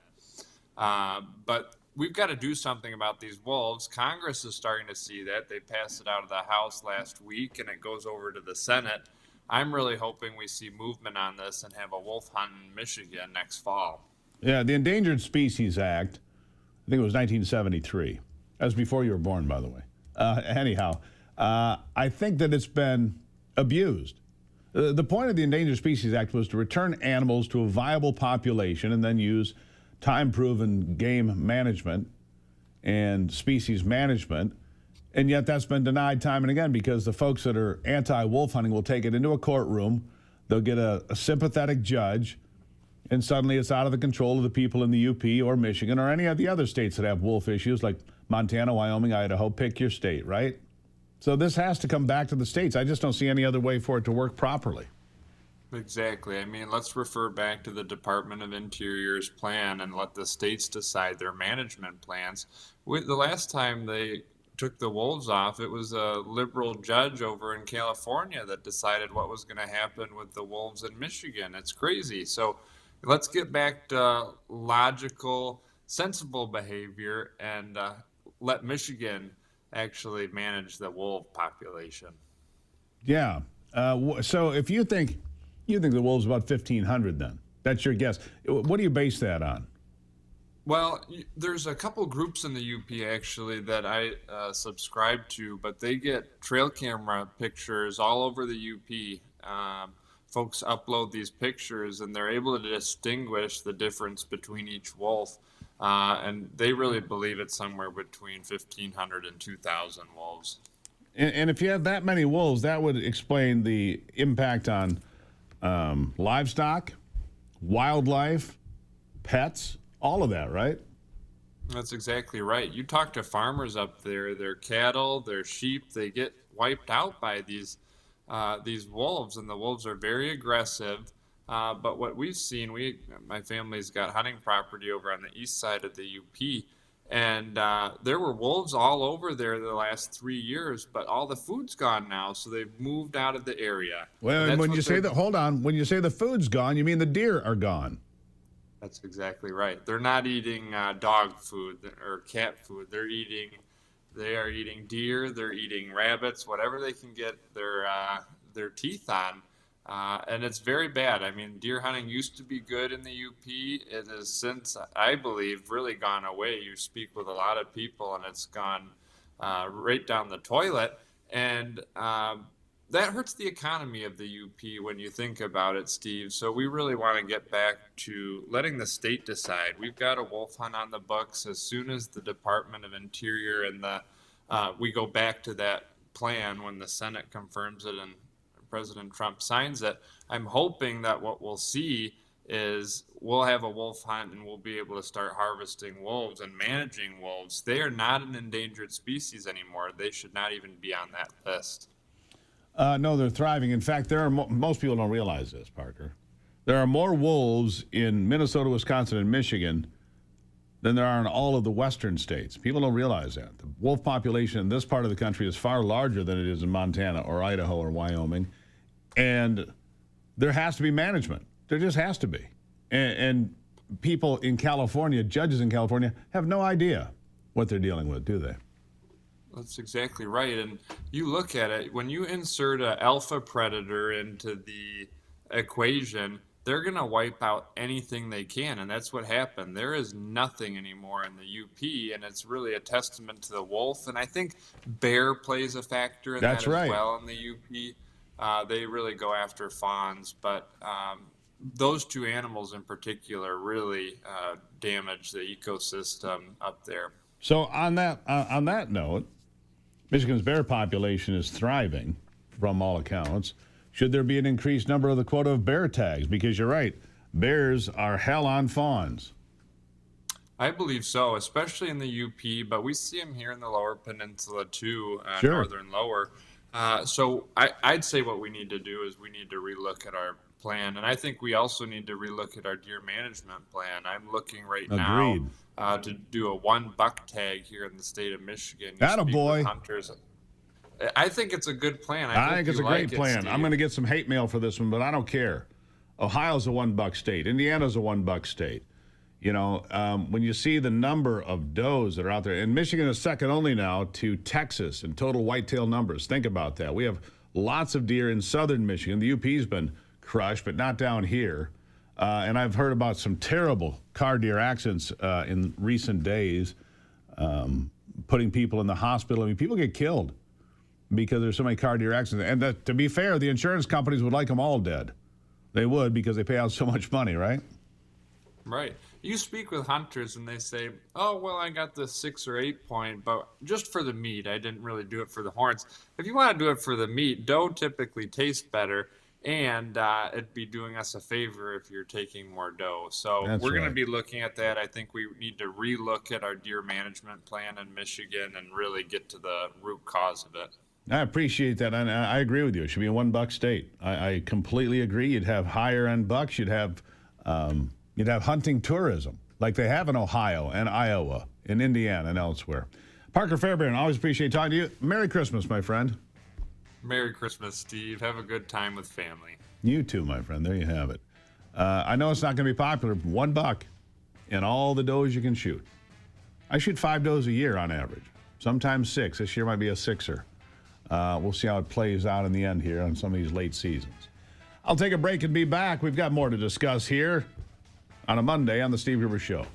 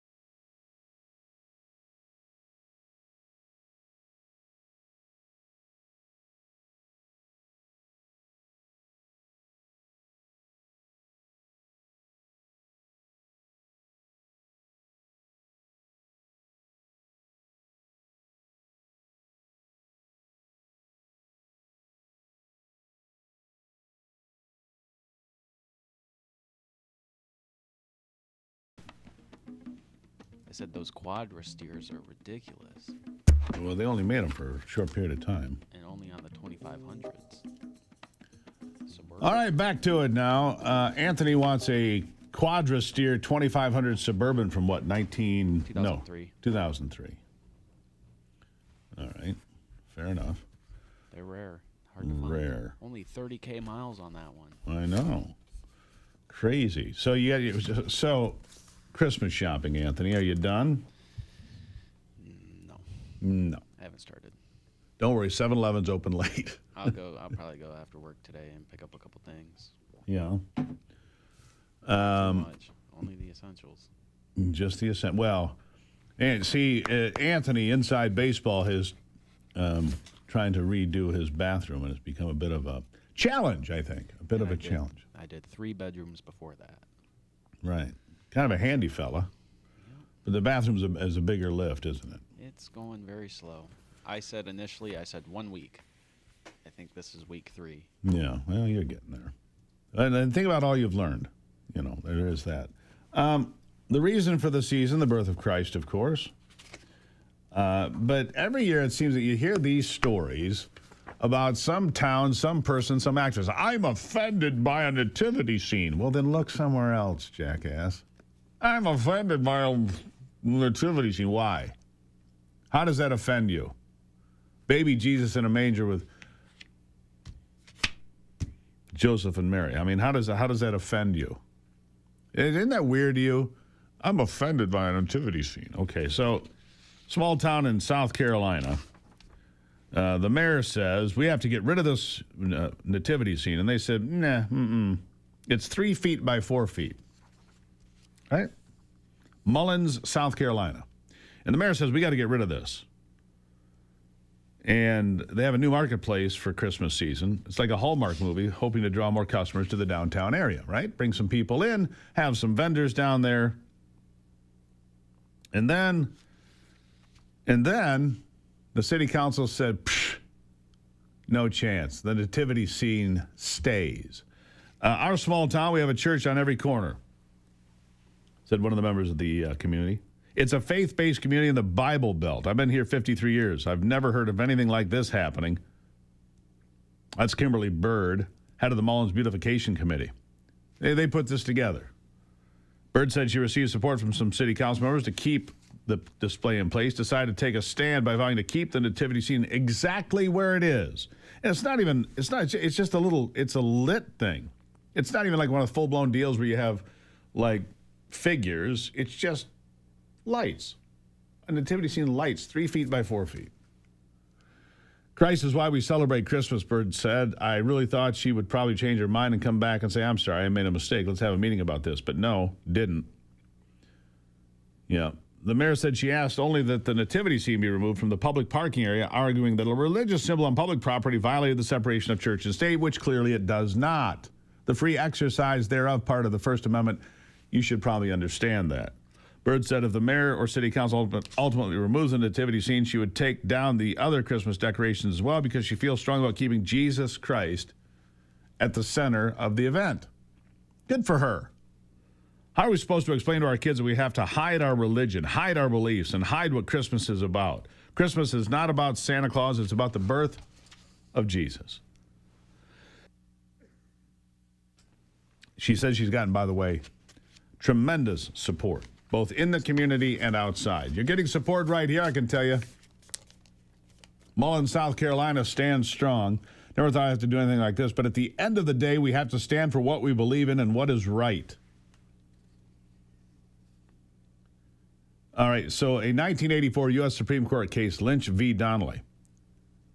The court ruled in a 5-4 decision that a nativity scene displayed by a Rhode Island city did not violate the Establishment Clause as part of a broader holiday display that included secular symbols as well. Mullins councilman Albert Woodbury told the local ABC affiliate he's not spoken with the mayor about the issue but believes the nativity scene should remain. Yes, I'd like it to stay for the season. Kids pass here, people come through to see it, so it's okay. Should not be a problem for it staying up. I agree. You have nothing better to do with your time than hassling people? Really? Hassling people about a nativity scene? Stop it. That you see this more and more. I'm offended. I don't care. It's Christmas. Look at the word Christ, Mass. It's why we do this thing called Christmas. It's not so you can go out on Black Friday or Cyber Monday or whatever it is. It's not about what's under the tree. It's the reason we got here. And I don't mind saying it. I don't mind saying it right here.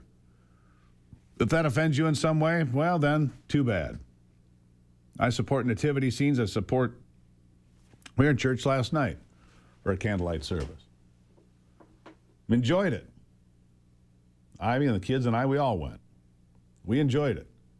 It's about fellowship. It's about recognizing the birth of Christ. That's all it's about. You want to do something else? Go ahead. But don't come after me and those that understand the meaning of the season, the reason for the season we understand. I have no problem with that. You want to complain about it? That's fine. But you're not going to take down these symbols. You're not going to take down this recognition of what Christmas is truly about. Not for me. Not here. Not on my watch. You know what some places have done when this has happened? A private citizen will then take their property somewhere in a downtown area and erect giant nativity scenes. I applaud that. I applaud it. Oh, it can't be downtown. It can't be seen. Really? Separation of church and state. You obviously don't understand the First Amendment of the United States Constitution, the free exercise thereof. Jeez. Anyhow.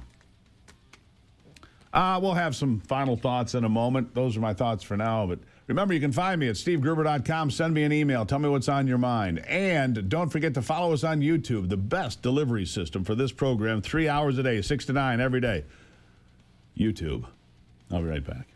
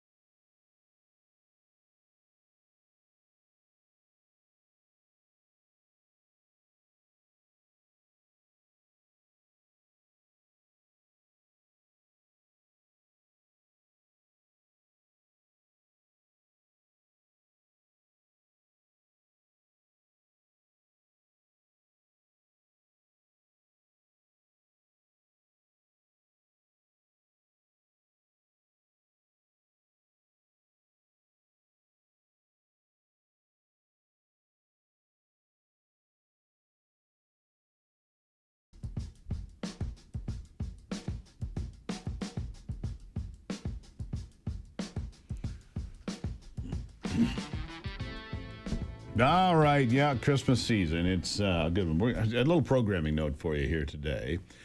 We will have some new programming for you on Christmas Eve and Christmas. And then I'm going to take a couple of days off next week. So Scott will be here for me next week as we recharge for 2026. And my gosh, 2026 setting up to be a really good year for the economy potentially. The Dow is over 48,000. Gold is at 44.20, all-time record high. Silver is almost to $70 an ounce. Gas is down to $2.85 average around the country. Michigan $2.71. Like I told you, I saw gas just under $2.50 a gallon in my neighborhood. That's all good news because that's extra money in your pocket. Extra money in your pocket. It's a lot different than we were well over $4 a gallon, right? A lot better than that, that's for sure. I mean, look at that. If you got a Suburban like I do and you're putting 27 gallons in and you save $1.50, well, that's $40 or more you save per fill-up. $40 that goes somewhere else. $40 that helps your family. $40 that can be wrapped and put in a present for me. Right, Anthony? For me. For what? Yeah. Oh. That's a nice bottle of whiskey. Woo! Woo! Talk about Christmas Hey, cheer. really quick, actually, I have a question. What's your new radio station? 7:30 a.m. 7:30 a.m. Lansing, Michigan. AM 730 WVFN. Local Lansing, 7:30, I think is what it's called. Okay. People were asking. Now they know. And you can also listen live at stevegruber.com every single day. You can watch it on YouTube every single day in living color. It's all there for you. Look, we work hard for you. Merry Christmas, my friends. Fight the good fight, keep the faith. God bless America. I'm Steve Gruber. This is The Steve Gruber Show. And remember, only you can save America.